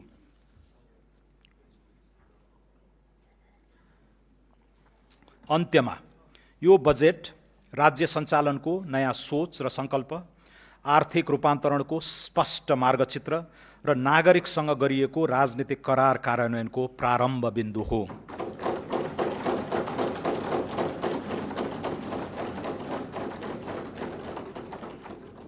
सुशासन, मध्यम वर्गको उदय, उत्पादनशील रोजगारी, प्रतिस्पर्धी अर्थतन्त्र र सम्मानपूर्ण जीवनको आधार निर्माण गर्ने लक्ष्यसहित प्रस्तुत यो बजेटले राज्यको भूमिकालाई नियन्त्रक र नियामक मात्र होइन, अवसरको सर्जक संस्थाका रूपमा पुनः परिभाषित गर्न खोजेको छ।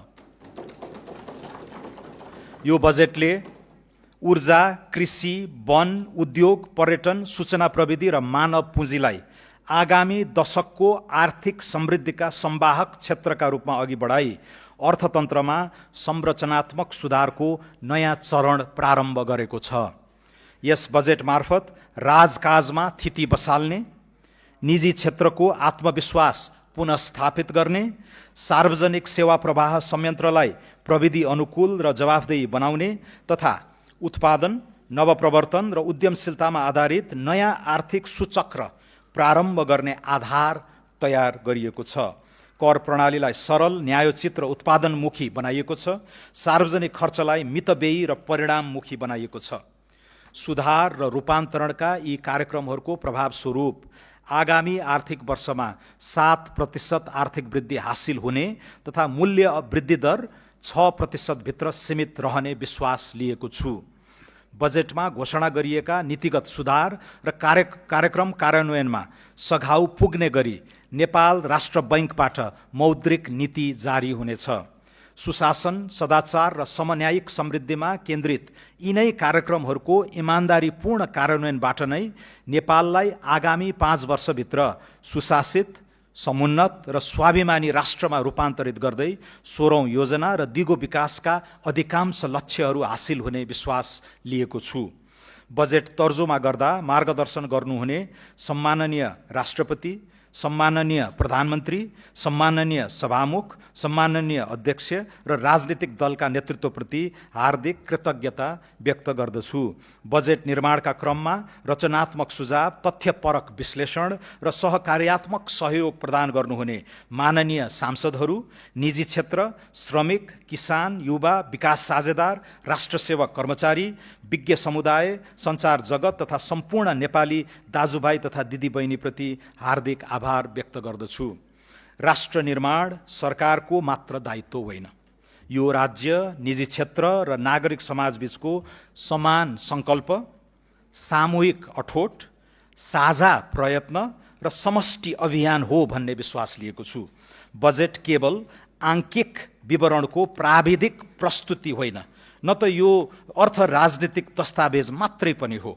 यो त जनताले दिलैदेखि पत्याएर अनि भित्रैबाट भरोसा राखेर शासकीय जिम्मेवारी सुम्पेको सरकारले मुलुकलाई सुधार्न र सपार्न बनाउने विकासको बाटोको भरपर्दो नक्सा हो। यो दस्तावेज नागरिकको मनसँग जोडिन सकेन भने यसका अक्षर र अङ्क जतिसुकै सही भए पनि ती निर्जीव रहन्छन्। नागरिकहरूको सद्भाव, समर्थन र सहयोग सरकारको अविनाशी पुँजी हो, जसको बचाउ र बढोत्तरी गर्नेतर्फ यो सरकार सदा कृत सङ्कल्पित रहनेछ। प्रस्तुत बजेटले अगुवाई गर्न लागेको राष्ट्र निर्माणको यात्रामा सबै राजनीतिक दल, निजी क्षेत्र, श्रमिक, किसान, युवा, उद्यमी, प्रवासी नेपाली तथा सम्पूर्ण नागरिकलाई शिष्ट संवाद, सहकार्य, सार्थक सहभागिता र राष्ट्रिय एकताको साझा भावनासहित साथ दिन हार्दिक अपिल गर्दछु। धन्यवाद।